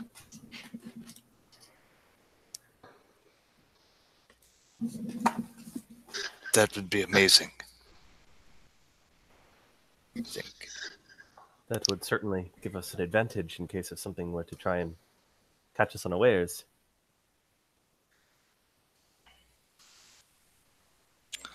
I'm not much of a leader, but I can accept guide. I am quite good with hunting if we need anything of that nature as well. Well, but you're the one who knows the land, so I think you'll serve us better as guide, at least for the moment. Well, oh, so then you can decide. Oh, is Smokeleaf, is that Gills? I was the DM. Oh, No, okay. it's not Leaf, it's taller. Yeah, told her. Yeah. He will be right back. So I think I don't know if Gills, if his character has the hunting skill or not. I didn't by chance like memorize all y'all's stuff when you posted on the Facebook. I don't know. What's the hunting skill? Survival? It'd be like survival. So if you've got like a high survival score, you could be good at hunting. I mean, the thing with Gills is he's not especially. I mean, he's not especially good at survival, but he's not bad either. Kind of like the jack of all trades. Yeah. A little bit of everything. Yeah, the only thing he really is better than, like, clearly better than other things, it's interacting with others. The rest, he's pretty decent at a few things. Nice. So, have you decided? I believe we have. Perfect. Before you go, are you going to ask for any assistance or any directions or anything around from Ingomer or other woodmen? Maybe just some additional supplies to start us off with, foodstuffs. Hmm. Just to get us started. So you have decided to go through where? The narrows of the forest? I believe. Yeah, Yep. through the narrows of the forest. I mean, of course, stopping at Roscoe Bell on the way. Of course.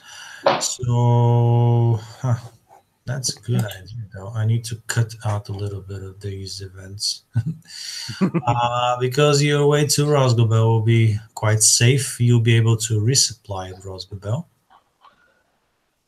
Cool. They will, yes, they will give you enough supplies, enough that you can carry or are willing to carry on your own. And of course, they can give you ponies to take you all the way to Roscoe Bell. They know how to get them back, so don't worry about that. And from there, from Roscoe Bell, you'll have to go deeper into the woods through the narrows of the woods.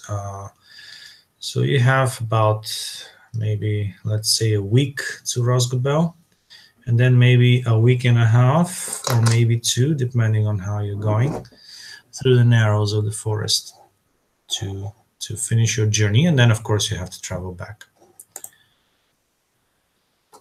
And depending on who you meet on the other side. All right, so you're not going to ask for any directions? Well, I believe our guide, he's been through there, so I mean, I'm pretty Yeah, sure. well, I'm actually from Roscoe Bell, so I think yeah, I wouldn't ask for directions on the way there. He feels confident, like, I can do this. I'll get us there. Oh, he's checking like the I-5 down on the Right? His pride might be his downfall there, but hey, yeah. I mean, Gils would like to ask of Ergodan, given he mentioned the fact that he was an adventurer before.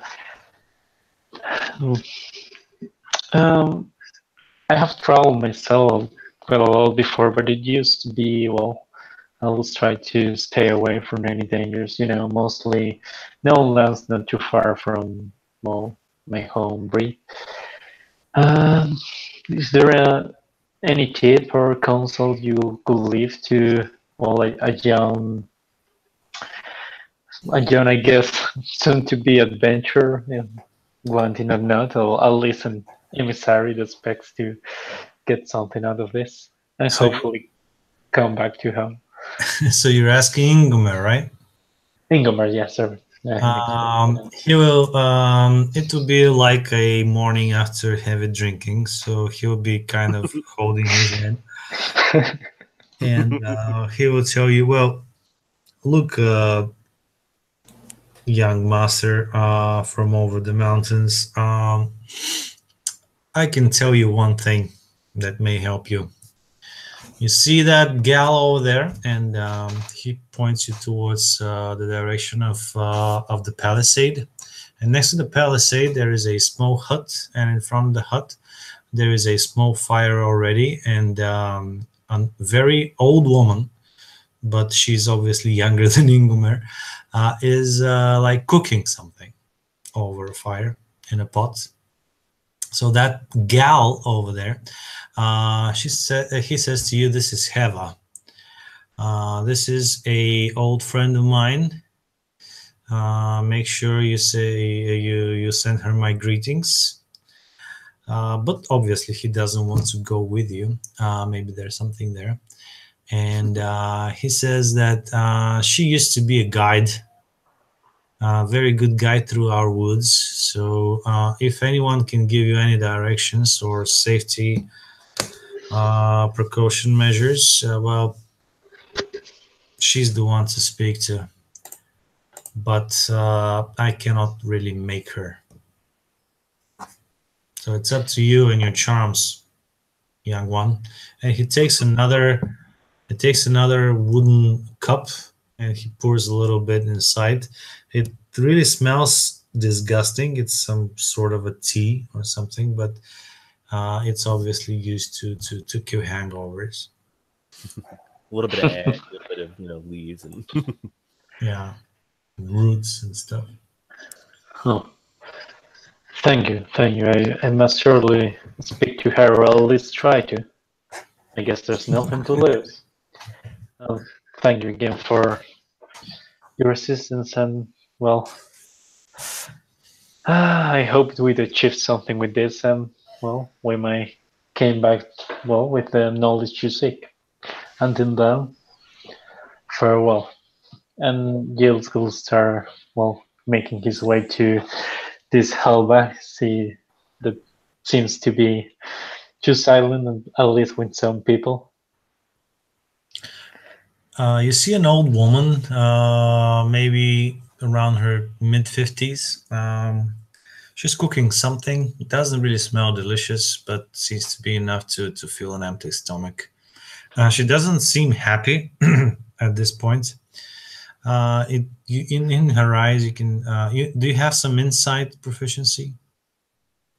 Insight proficiency.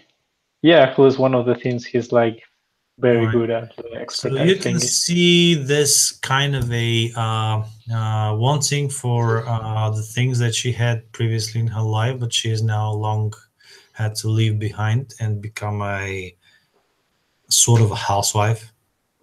Mm-hmm. But she obviously used to be something more, and now she feels really melancholic about it. He kind of approaches suddenly, and he kind of either kneels or sits, like trying to be like on her level, more or less. I mean, he's relatively short, being a man of race, so that's probably going to be difficult for him. He kind of tries to get down and be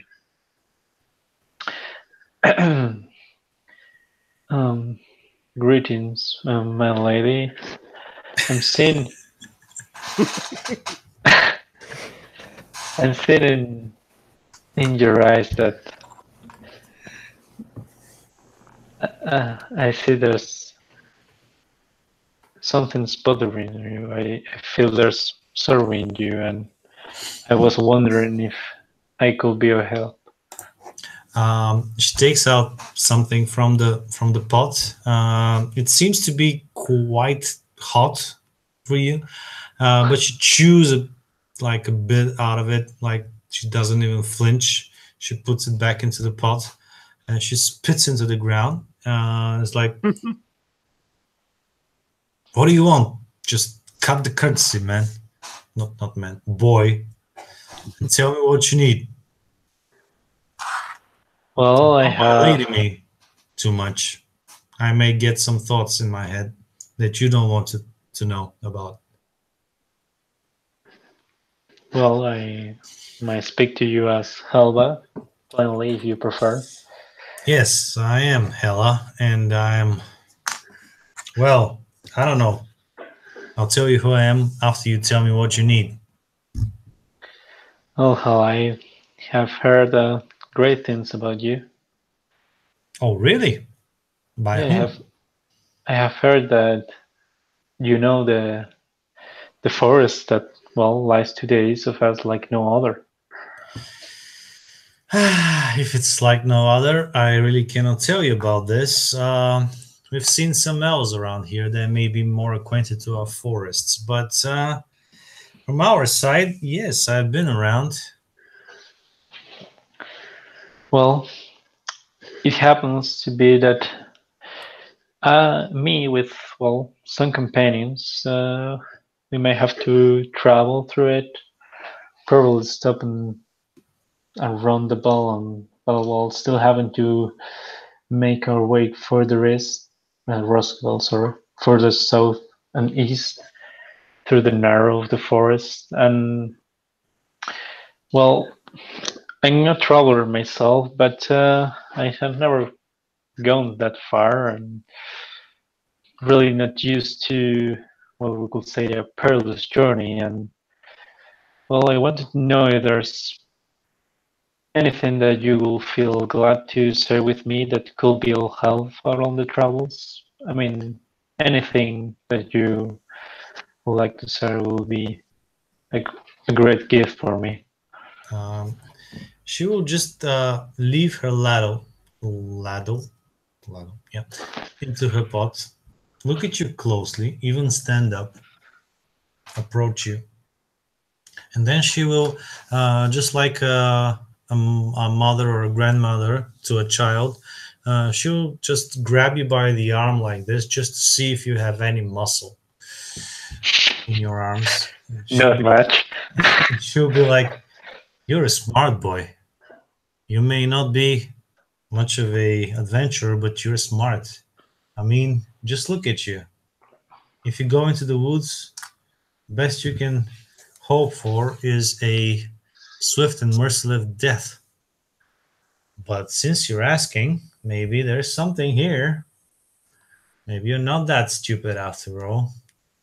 So yeah, I would have a nose a little bit, a thing or two about what paths to take and what paths to stray away from, little one. So yeah, sitting around here, have a stew, and she'll just take back the ladle. She'll get a large bowl, well, middle-sized bowl. She'll put you some of the stew that you just chewed and spit out of.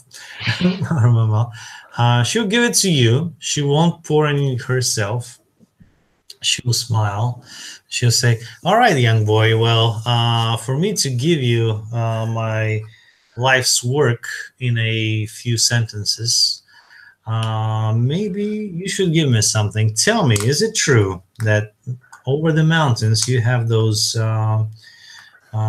great fields of gold, and you have dwarves traveling east and west and to their mines and having this wondrous silver of their own, and then you have elves going through that place, and they're always walking around and singing, and not just like these wooden fellas from here, those dirty ones. I'm talking about proper elves, the ones with the robes and whatnot, and also," and she leans over to you, "the rangers. I've heard about the rangers. Is it true that the men of the West of old are still watching over us? Tell me this, young man, is it true?" Are you talking about the Danadine? "Of course I'm talking about them. Just lower your voice, boy. Oh, Just tell me, is it true? Are the rangers really watching over us?"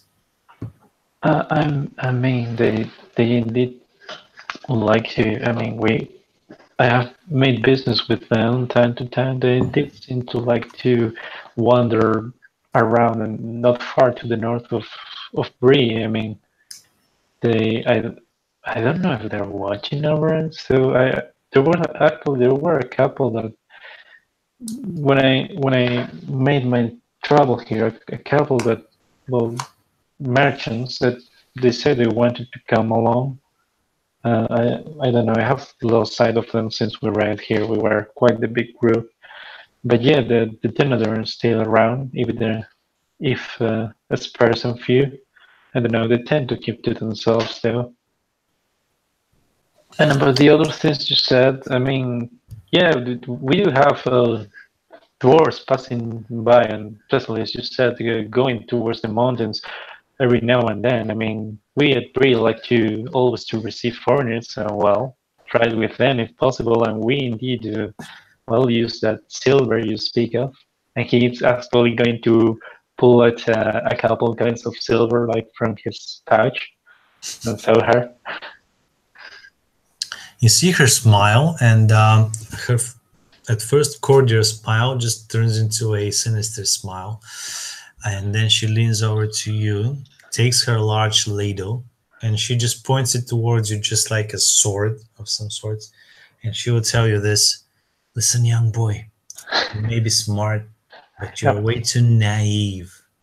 You just told an old woman you barely know that the Rangers exist, and they are supposed to be a secret as far as I know.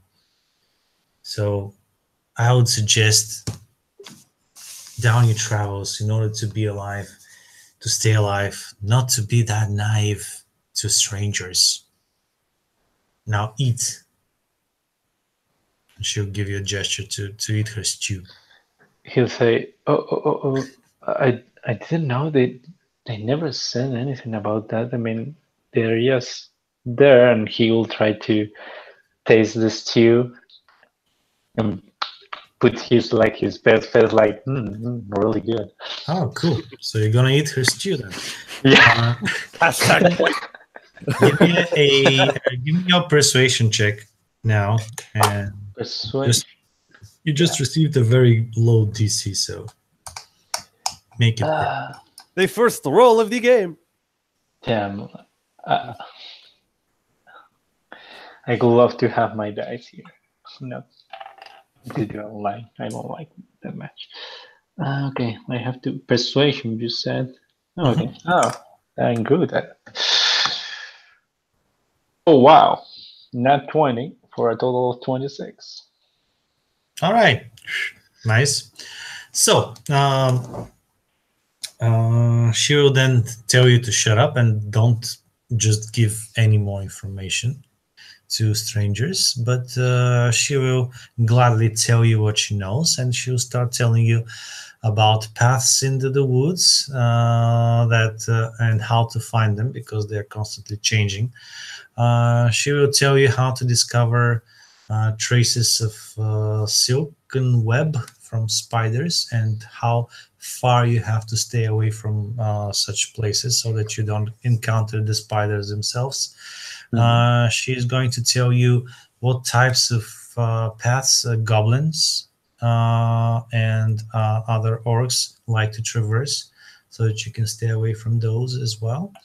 And she will always, she of course tell you how to, even in the densest woods, at least try to find which way is north. So she'll she'll obviously be enjoying your company, and she will tell you those things, but in very, very long sentences, so that she can keep you for A company bit long. longer. Yeah. But in the end, He will probably notice it at some point, but he will indulge. He will feel like, yeah, he will enjoy the company, so he won't mind at all. In fact, he will even be like, feel like this is. He will feel good about it. I mean, he's doing something for her at least. and of course you're getting something in return. After 2 hours, you have enough information to provide to your guide, so that will give you a +1 on your embarkation roll. Oh, that's good, actually. That's good. Yeah, feel useful. So I'd like to inquire around, just because as part of like gathering provisions and stuff, since we got the food stuff taken care of, I wanted to ask, because there's a grouping of people that have come kind of from all over, if they have, there's a particular kinds of herbs and some weeds that I'm looking for, just to kind of stock up and get myself ready for this journey. So looking for Ethelis, also known as Kingsfoil, and maybe if there's also some hagsweed or shadowthorn, I know is in the Mirkwood area, would also be a very useful thing. If I could also see, because there are traders and people from everywhere, do we have any white water lilies that have been brought from afar? All right. You would obviously need to give me a second. Yeah. They're on page 154/155 if you want to know what they all are and where they grow. They're basically just some basic healing herbs and some like the King's Foil is obviously healing. Shadowthorn is for poisons, and that is found in a lot of Mirkwood area. Water Lily is not found in Mirkwood, which is why I'm asking if a trader has brought it, because it is also very useful for healing. But yeah.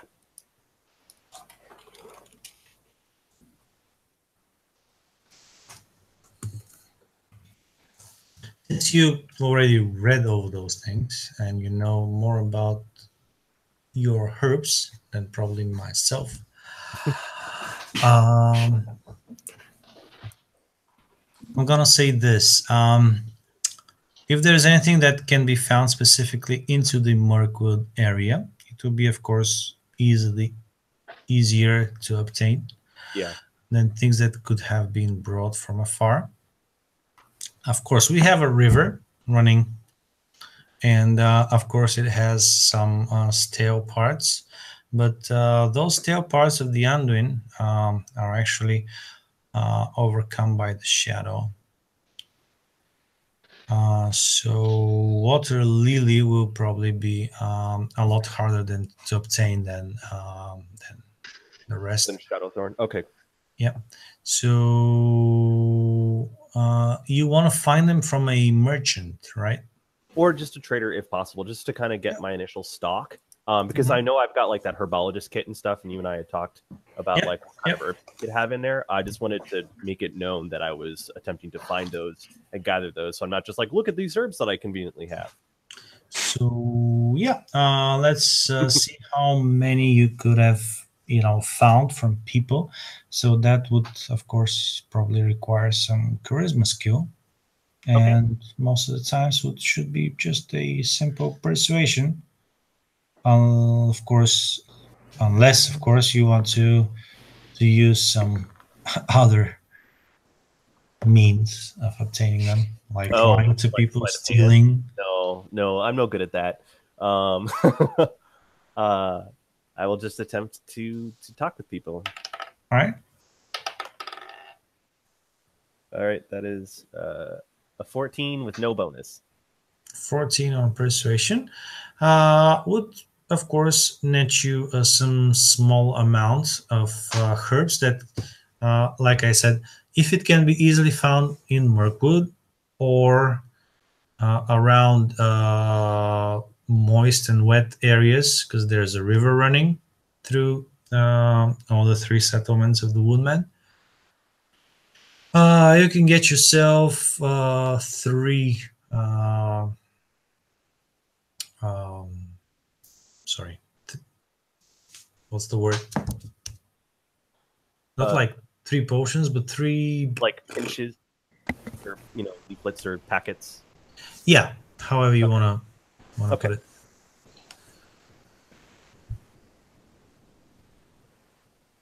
This is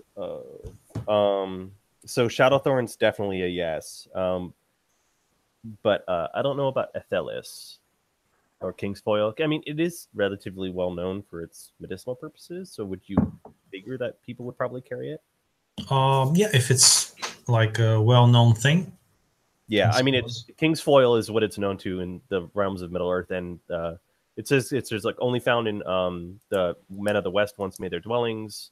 They also brought it to Middle Earth long ago, so it's been around since like the Third Age. So it's been around for a while. So, but yeah, I've noted down 3 doses of various herbs. So that is what I just wanted to make sure I had before we embarked on this long, treacherous journey. All right. Another thing, Elf, ready. This little thing, this little talisman that you got, is also giving you a +1 on an embarkation roll that originates from the western eaves of Mirkwood, or the lands of the Woodmen. So that's another +1 bonus on that. Sorry, on which roll? There's an embarkation roll for the journeys that will be rolled by your guide. Oh, okay, yeah. But I just wanted to mention it out loud because it also gives a bonus. Yeah, okay. So yeah, Javi did his thing. Matthew did his thing on preparation. Ruddy, anything on preparation that you can think of? Not really, no. All right. Well, Joseph, then. Yep. Anything on preparation before you go? I think mostly he would just kind of be retracing his steps and some of the places he had been, thinking back over them in his mind. And I do have for the area of the Narrows, because it's a kind of place that's known to him. Nice. Just a little mechanical stuff. I guess I get a -2 to the difficulty check for peril. That's if I'm the guide. So is that for everyone? I guess that's for. Is it for personal events or for the Oh, I guess it just says -2 DC for peril, but that's only if I'm the guide. which you are. Or you are going to Yeah. be the man. Which So I is am. it just for personal events for yourself or for the whole party? I think both. That's amazing, dude.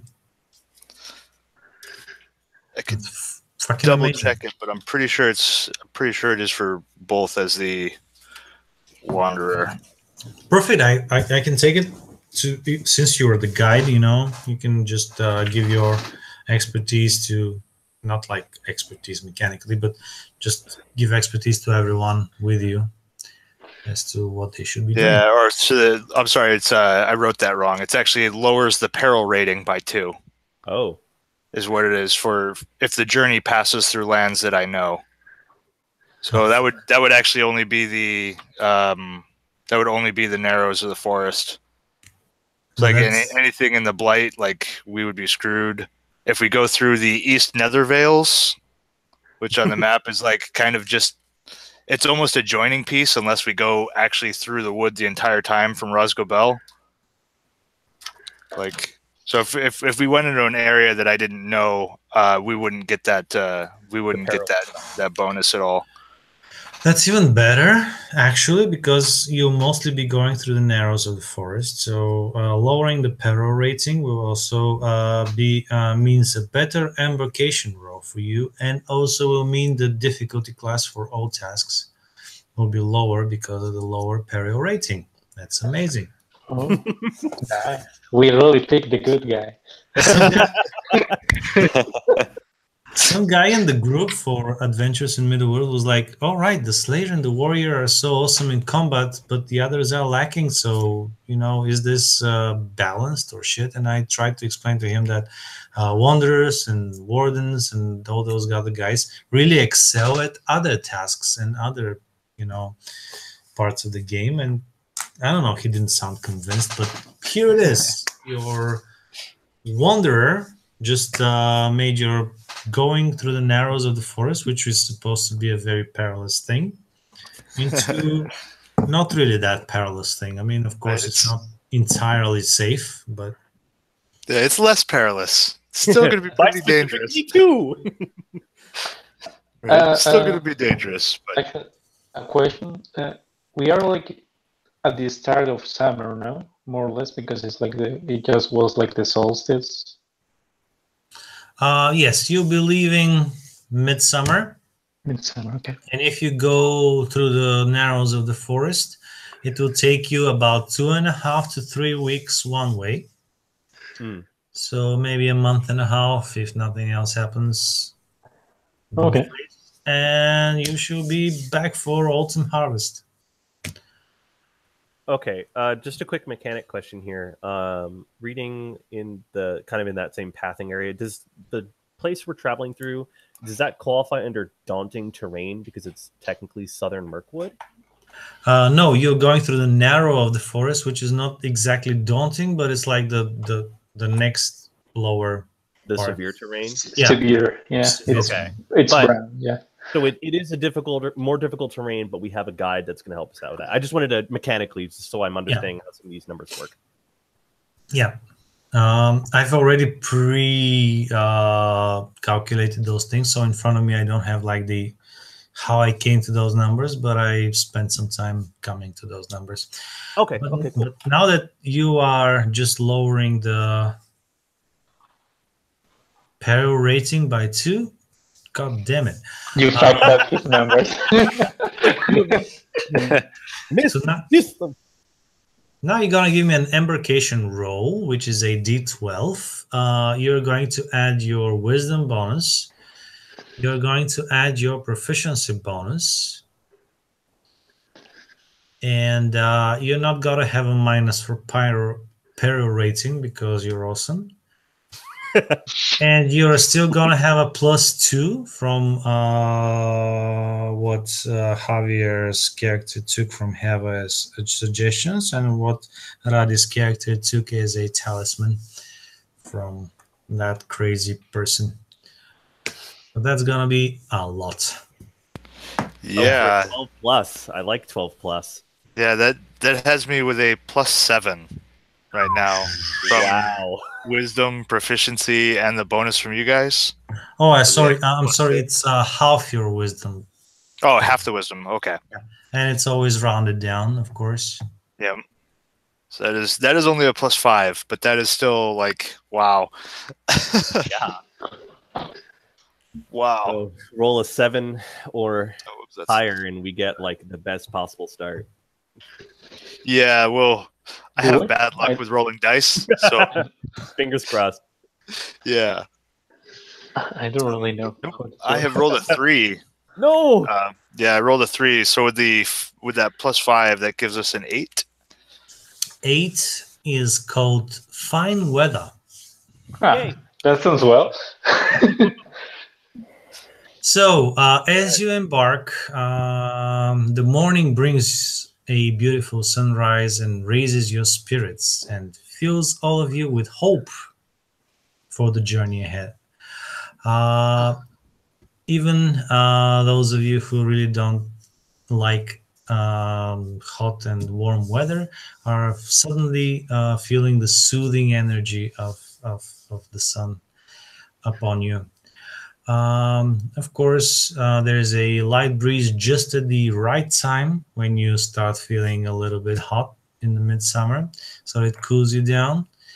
And as a result, each one of you may ignore the first level of exhaustion that you may acquire during your journey. So during your journey, you travel approximately a week, a little less than a week, over to Rosgobel. On the way, you see just very beautiful sights. The trees have at their most leafiness. My language here is amazing, but you probably understand what I'm saying. Like no leaves are yet turning yellow or brown, and they are just at the highest extent. They have turned towards the sun, and they're gathering all its energy. Of course, providing for you very cool shade for you to use your ponies at least all the way to Rosgobel. So it's like a like a walk in the woods all the way to Rosgobel. There you are welcomed by friends of Marakaris, and you're given quite a good it's not a feast, but quite a good dinner, and of course very fine beds, a little bit better than the one in Woodman Town for you to sleep at. Your ponies have been taken care of, your provisions have been refueled, and then of course you need to go through the narrows of the forest. Remember the mechanical thingy? The first time I say something about exhaustion, you just say, well, no, you don't take that. I'm feeling quite refreshed. Yes. And now let me roll some events for you, otherwise it will be boring. What about second breakfast? Is this an event? All right. It could be. It's gonna That would be actually be really funny. Like roll a 3, like, but what about second roll?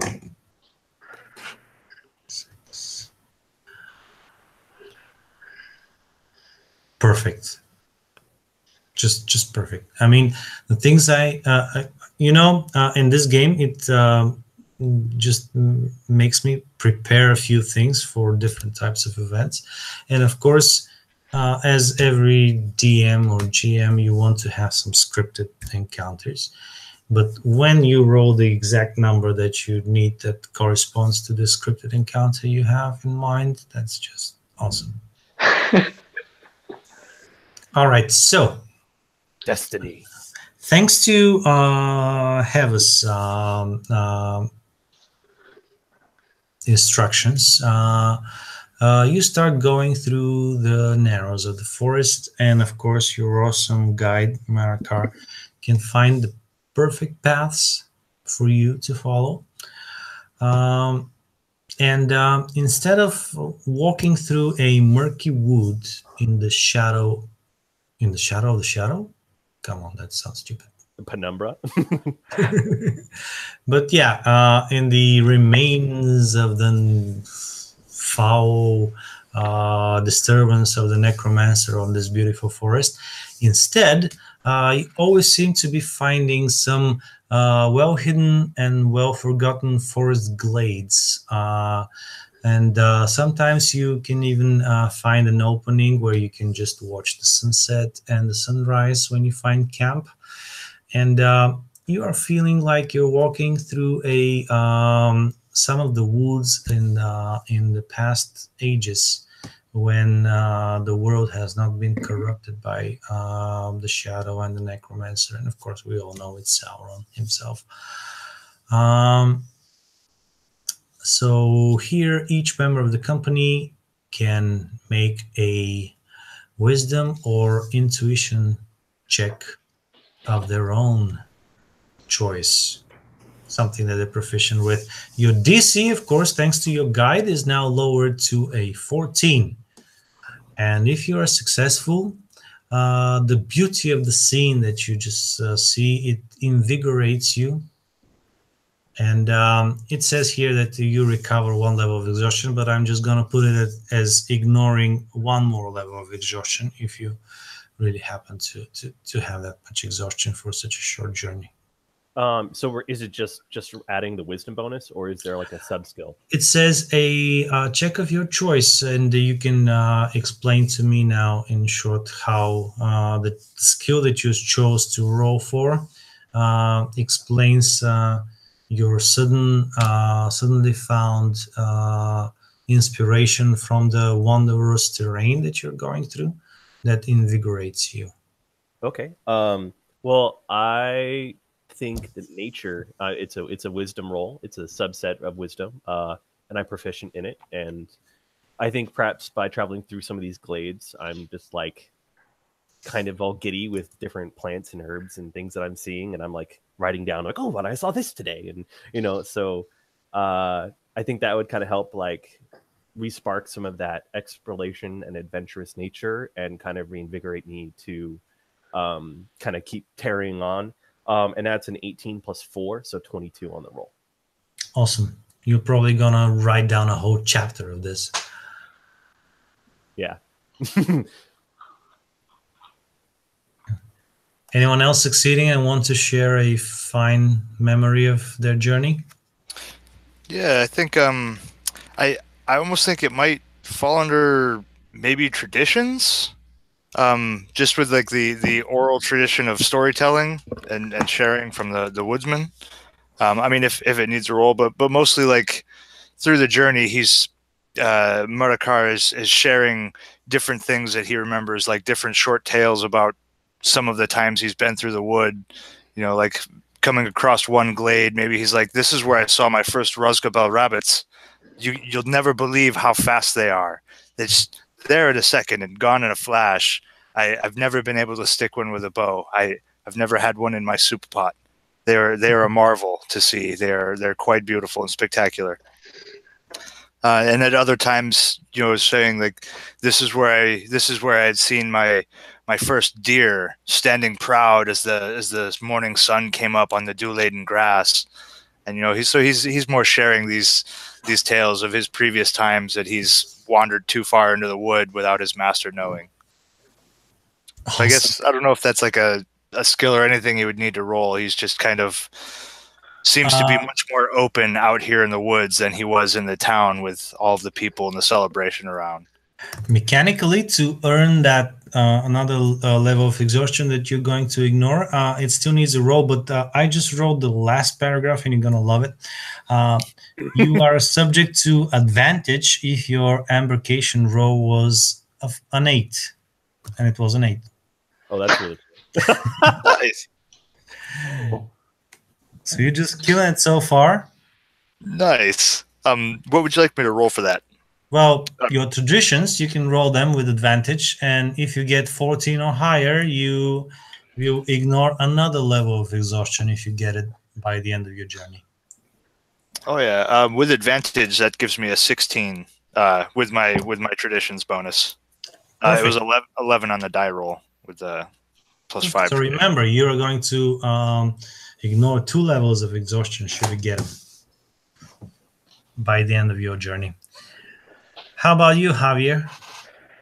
Well, Gilles, as they're traveling through these lands, he's quite excited. I mean, he's been from the start a bit wary from this adventure that he wasn't expected, but he has felt suddenly embarked in, and that will probably delay his return home for quite a while from what he expected.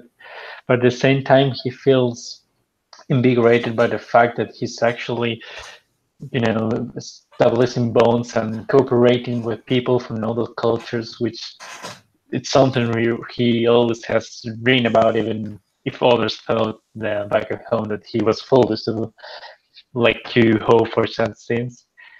And seeing this, I roll inside for this, and the way I see it is as he's seeing they're traversing through this beautiful land, with this, the forest is showing its best face to them. He really sees this like a sign of a kind, that he really made the right decision, and they are training on the right path to maybe through their mutual sacrifices and help support of each other, achieve a brighter future for them all. Who knows, maybe this will be the landscape that we will enjoy, and not only this part of the forest but everywhere else. Cool. Did you make your roll with advantage? Yeah, actually, if it wasn't for the advantage, I would have failed, but with advantage I got a 25. You lucky bastards. Praise their guide. What about you, Radi?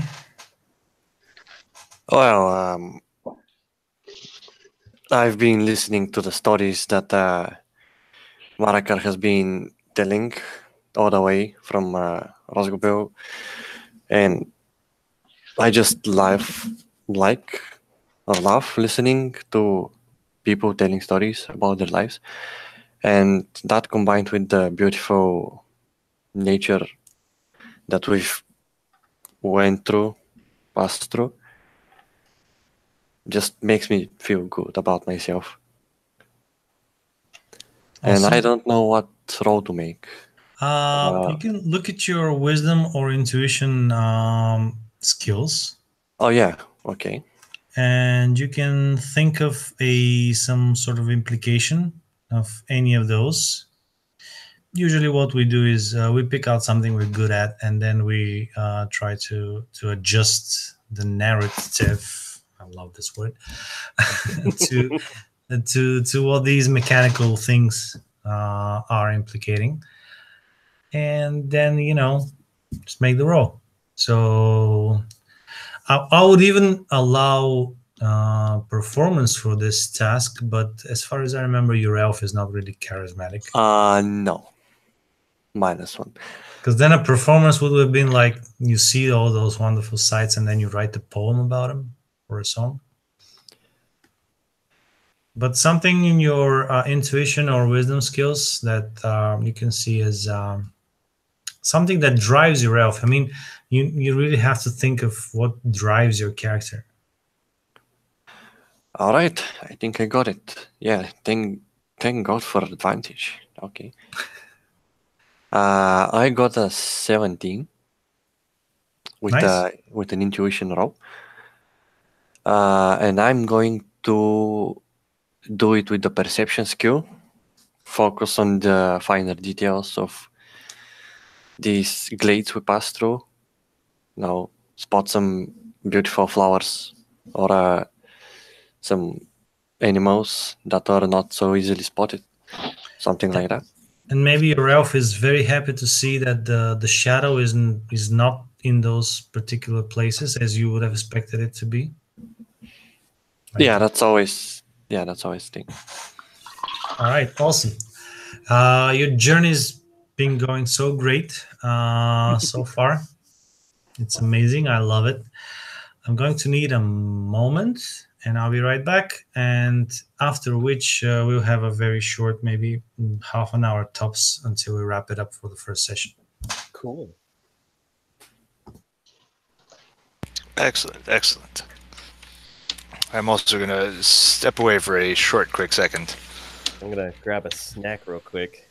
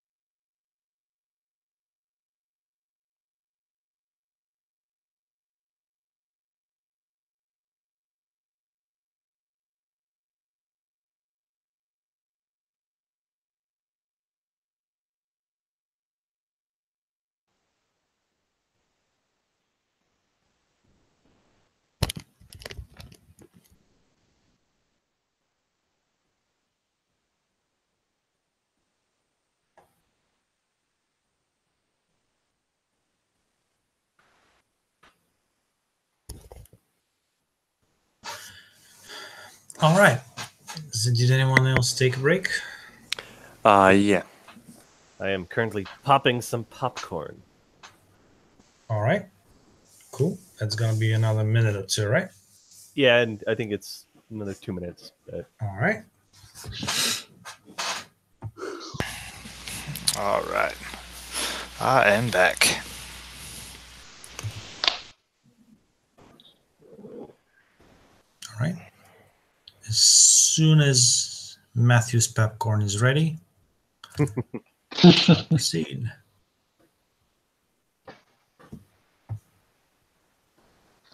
How far have you been doing? Have you been able to deal with all the math and stuff? I hope it hasn't rained again. Shut up.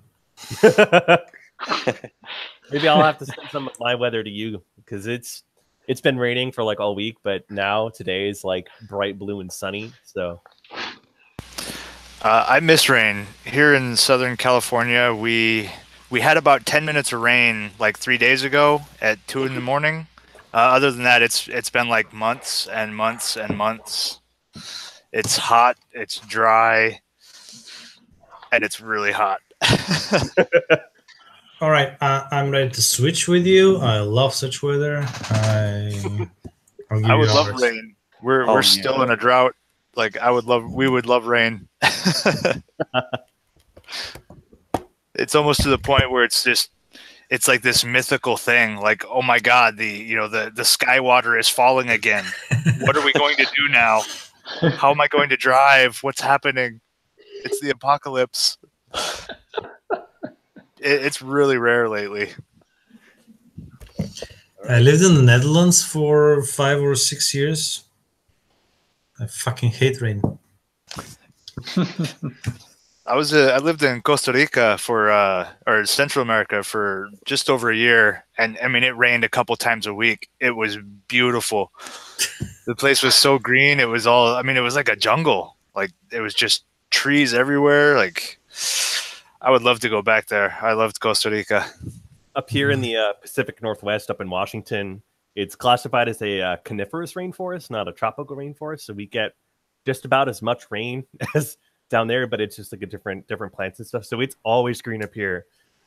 We have a bout of like maybe a few months in the summertime where it doesn't rain as much and it's just bright, beautiful blue skies. But for like every other time of the year, it's just raining. Like all the time, it's just raining. So it's your natural state. Yeah, pretty much. It's similar to my home region then. All right, well, my popcorn's good to go. So, which part of Spain are you from, Javier? The north. Actually, a small town in the coast in Asturias. It's called the region. That's why you get the rains, though. Because any other part of Spain that I know of, they don't get the rains. Yeah, it depends. Like in the center and the south, not much. In the eastern coast, they get like kind of torrential rains. They have one time. Sometimes it rains a lot, and a lot of the rest of the year, then it doesn't rain. And yeah, but there's a few regions in the north where it's quite always humid and it rains usually. It's usually quite a gentle rain, but it rains pretty often. The sky is almost always cloudy. But then you have everything's green and full of forests. It's pretty cool. I really cannot live without, when the skies are always cloudy, I just cannot do it. That's why I left the Netherlands. It's kind of depressing. Yeah, that's here in Spain. If you go like really, if you go past the north, it's, for example, here where I am right now in the center. I really don't like the weather, but the sky is it's really different because it's really clear most of the time. Right, so you're having awesome weather, you're having awesome sights, you know where to go through so that you evade all the spiders and the goblins and the evils of the forest. And you are halfway through the narrows of the forest when? So basically you're moving west to east, almost like, horizontally. Mm-hmm. Until from the north to you, in that direction, you hear a rumbling through the bushes. Suddenly the bushes open up and there is a man in front of you. This man is wearing just simple leather clothes. During the summer, he has no sleeves and he has very short. It's in the woods, so he wouldn't have like short leggings. But he does seem really sickly. The first moment he sees you, he grabs his spear. He points it towards you, but all this happens in a very quick succession. He points it towards you for a second, then he realizes that you're probably not danger or any sort. He throws the spear to one side.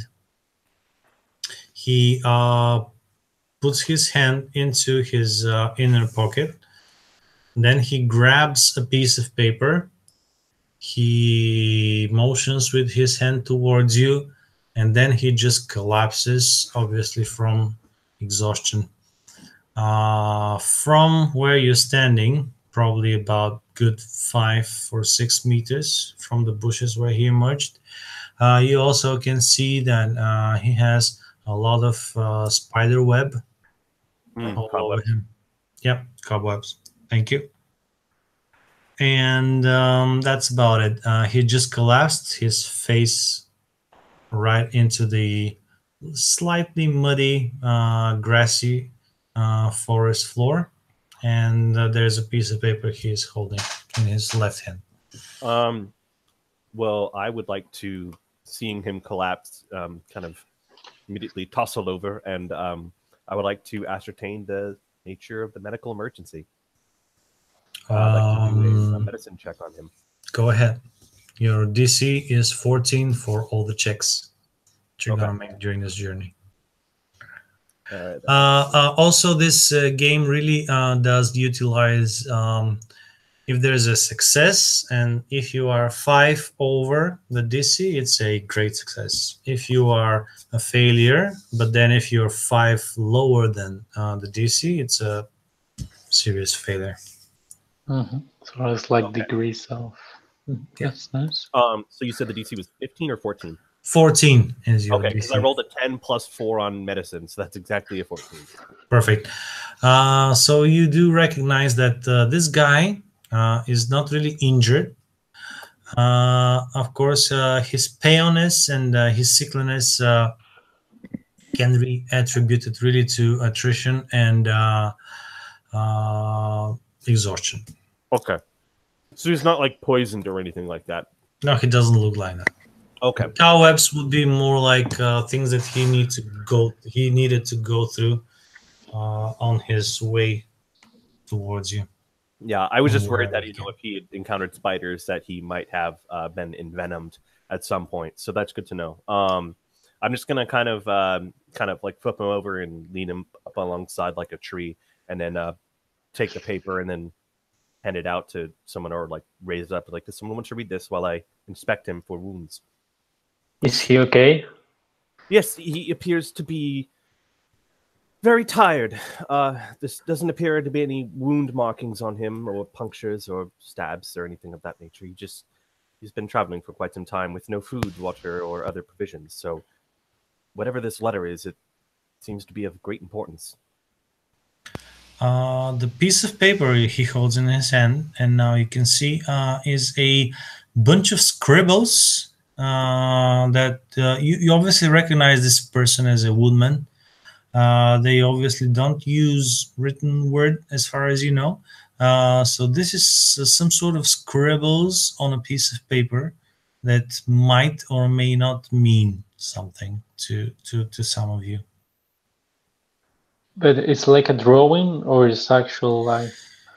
Well, to see that, you'd have to give me a riddle check. Ooh. Okay. Riddle check. I'm good at those. That sounds fancy. How much I have for riddle? I think I'm decent at that. Yeah. That one.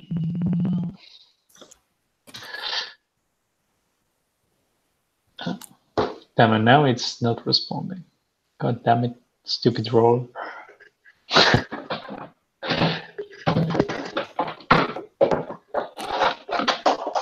I made a roll, but I don't know why it's taking like a bit to react. After that, I might pick another roller. Yes.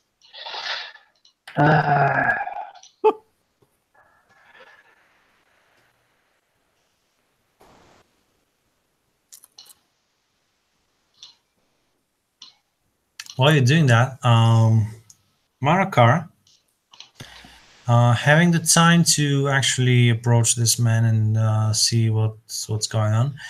You are from Rosgobel, right? Yes, I am. You do recognize this man. This man is the one you know as Baron. 16. Berean. And now you know him as a really good for nothing person who doesn't really do much for the village. But you have a slight suspicion that this person may be affiliated with the Brown Wizard himself. Okay. I know him. This is Baron. He's from my home. He is out here a long ways. I don't know what he could be doing out here. He's known to be a friend of Radagast. The Brown Wizard may be out here in the wood today. That could explain why the journey has been so pleasant. But I don't know what I don't think anything good could have happened here. I mean, Radagast wouldn't let a man suffer so. He looks completely exhausted, like he's traveled for days with no food. Gills, did you have any luck with the letter? Yes, maybe some more information will come from deciphering the things in the letter. No, these seem to be like very childish attempts at scribing into Westeron, the language of the area. But of course, maybe someone doesn't want everything to be written, so that maybe the enemy will find it. But what you can gather from this information is first there's a scribble that you thought is just some spots on the piece of paper, but it does seem like a scrolled map. And this map does seem to depict the southern part of Mirkwood, and it clearly now you can see that there's the position of Dol Guldur written on this map as a like a vantage point. And from there you can see another place which is X marked, and the words that you can actually make out from the scribbles are that it's Fenbridge Castle, and there's orcs, and that they have returned. Fenbridge Castle? Fenbridge Castle, orcs, and they have returned.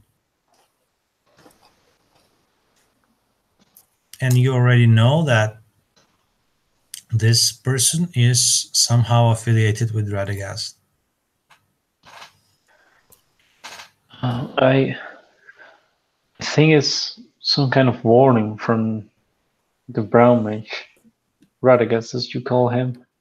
This is he seems to want to tell us something about Fenbridge Castle. He points it like in the southern frontier, still in the forest, in the thicker part. Is this like any kind of place, or looks like a fortress you know of, Markabar? Marker, are you familiar with southern Mirkwood? No, I am not. I am not. Just the narrows of the forest, right? Yeah, Narrows is as far south as his were. Perhaps the threat of Dol Guldur kind of scared him enough to keep him out of those regions, despite his wandering. So the only thing you would know then for Fenbridge Castle would be Fenbridge Castle resides right at the edge of where southern Mirkwood meets the narrows of the forest, and this is supposed to be like the keep that is basically protecting the border of southern Mirkwood towards the rest of the region. What you know about Fenbridge Castle, that it was supposed to be abandoned when the necromancer was driven away from the council, by the council. Yeah, I passed that along. I passed the information along to the group, or to the companions here. I did not know it was back, but if the orcs are returning, that this may have been a warning meant for Rose Gobel. I mean, if the orcs have, it seems to indicate that the orcs have taken control of, well, said fortified place. I mean, they indeed now have an open way to just advance through, well, out of the forest and anytime. Through all of Mirkwood. This is a danger to all the woodmen as well, the east and west sides of the forest. These fellows that have been lost to us for so long in the East Blight, and my own countrymen at home. This, I think at this point we're closer to the East Blight and that side than we are to my own home. I think we're going to have to take this man with us. Oh, yep. Wait a second. You are, at your rough estimations, almost right in the middle of the narrow of the forest.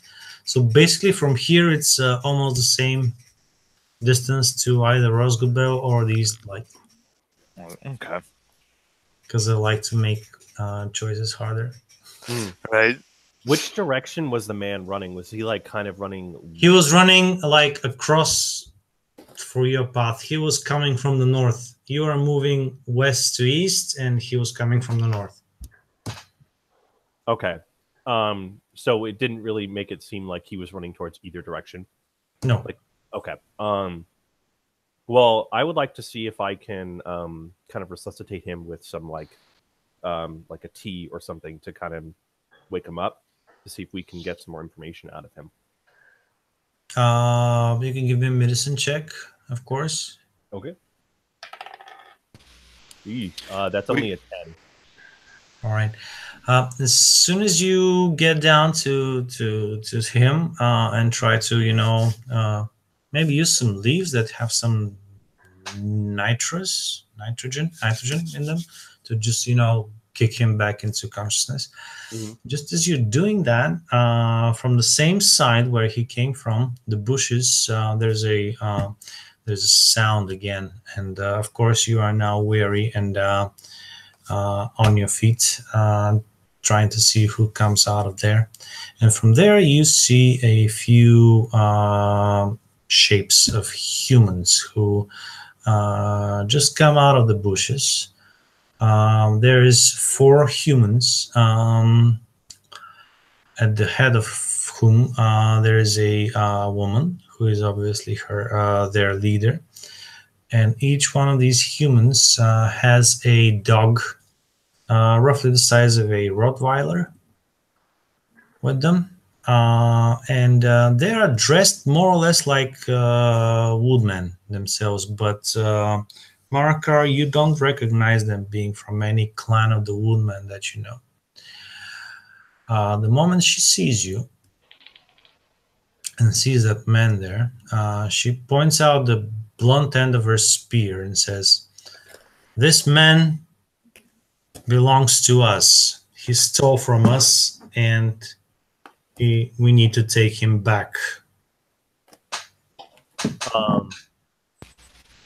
What did he steal? I think perhaps it might be best for all if he went back to the land of his people, and we could work out what crimes have been committed.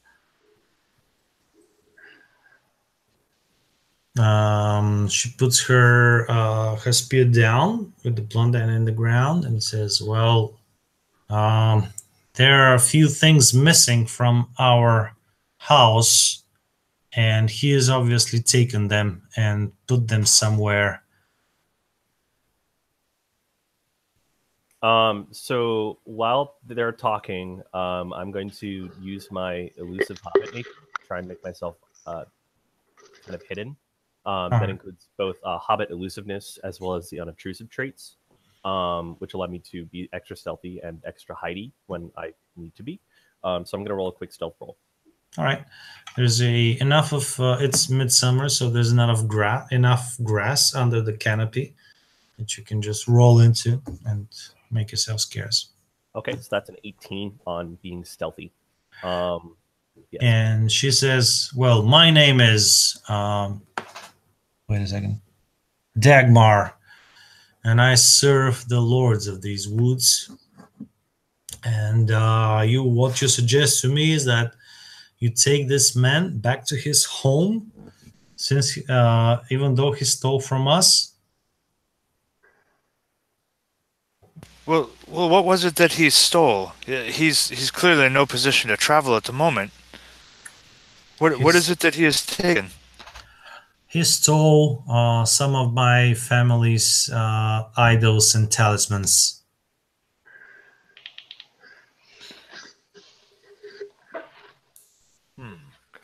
Is it something? What type of talismans were these? Maybe we can help you find them. And he's kind of, Marakar is kind of nervously, not stepping back, but maybe stepping from foot to foot or shifting his weight back and forth a little bit. I mean, sure, we can find some solution to this problem. We sincerely just want to do our best to help here. All of us, I'm sure. She So- seems a bit startled from being taken back to. So she says that well, we obviously need to get him back into consciousness so that he can tell us where he hid him. Well, that's what we were just trying to do, so quite convenient. Yes, you see, because I do know him. He is from my homeland. He's my kinsman.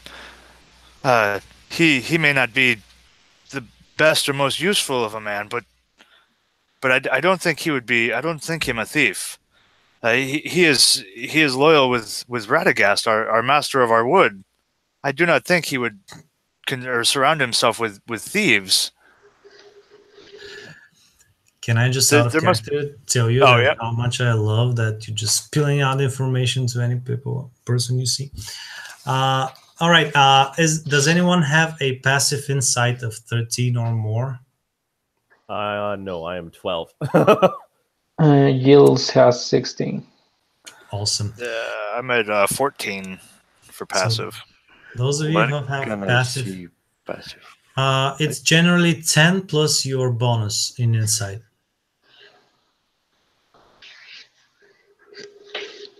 Oh, so it's 14. Awesome. Those of you who cover a 13 or more in passive insight, you do at the suggestion that you know this man. You are also from his village, and the moment you mention Radagast, these people suddenly feel nervous. They start talking among each other in a language that you really don't understand. It does seem to have like the ideas of Westron, but it's not exactly Westron. And now I believe the Hobbit is going to tell me, but I know many tongues. Yeah, it's like, would I recognize his tongue? Right, give me an intelligence check. Okay. Yeah, well, this is happening. Gills, remembering what Heva told him, is kind of giving the look to Mergar, like. So that's with my plus wisdom, correct? Yeah, wisdom. Yeah. So that's a No. 19. Tonight. All right. Druid, you do catch up some words enough for you to get the notion that they're not only worried about you guys; they are worried about word coming out, and from their quick exchange of words, you do realize that what they will be suggesting, and they now turn to you and speak in proper Westron. And they tell you that, in that case, we are friends of the woodmen themselves.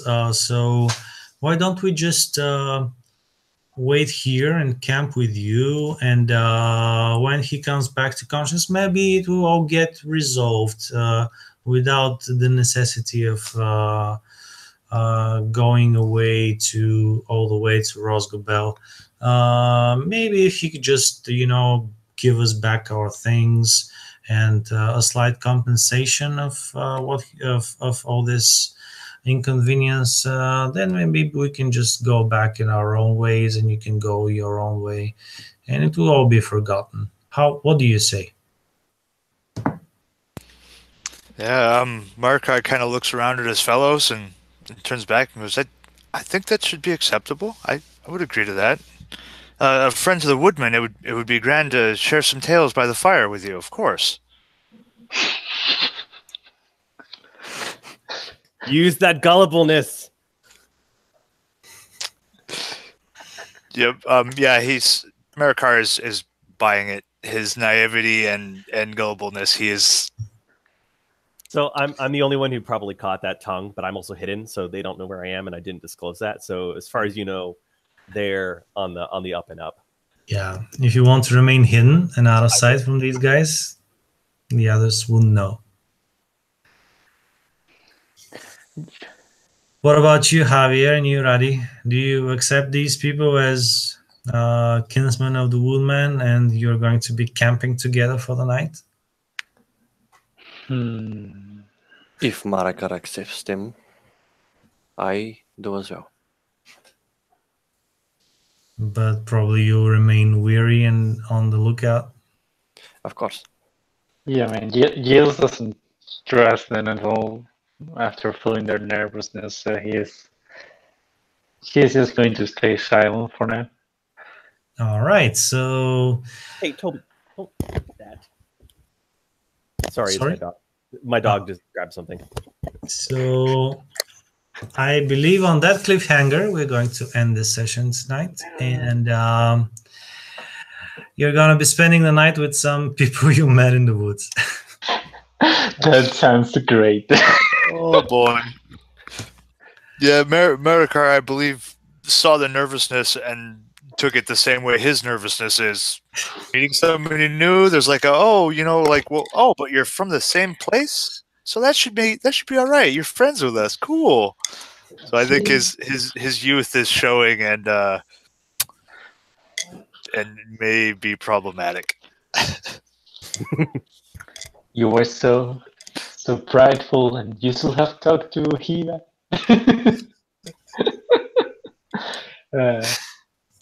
All right, guys. love We're it. going to keep in touch to arrange for the next session. Yeah.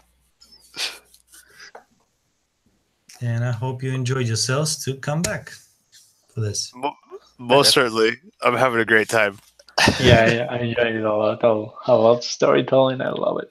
I like how Adventures in Middle Earth kind of does like the embarkation stuff, and they actually add mechanics to more than just roll a random monster event and see if you run into bad guys on your way traveling somewhere. It's like there's actually like things to do and that affect the game narratively throughout the travels, which I think is cool.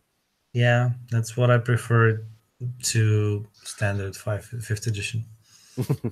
It's actually my first time playing Adventures in Middle Earth. That's my I have not first had the too. luxury yet.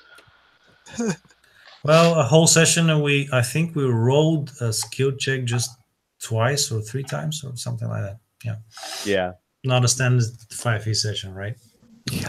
You roll like I think I rolled one before leaving, and the one we rolled during the travel, and I think that So was definitely was less than 10 times, which is not normal for such a session in 50. Yeah, but I like it because it was a lot of the storytelling, the role playing. I love it. Yeah. I mean, I assume that if we did not roll as well, or if we didn't have Merker as our guide, we probably would have ran into some like goblins or spiders or something. I'm assuming that's maybe Some problem. not a problem. That's really cool though. Definitely looking forward to seeing what happens next, because I definitely don't trust these people. I don't trust these people. I have but half a Marikar- mind to like hide up in a tree and then just like remain invisible until like they finally do something and then just pop out of nowhere. That would be cool. All right, guys. See you around next time then. Yeah, this is fun.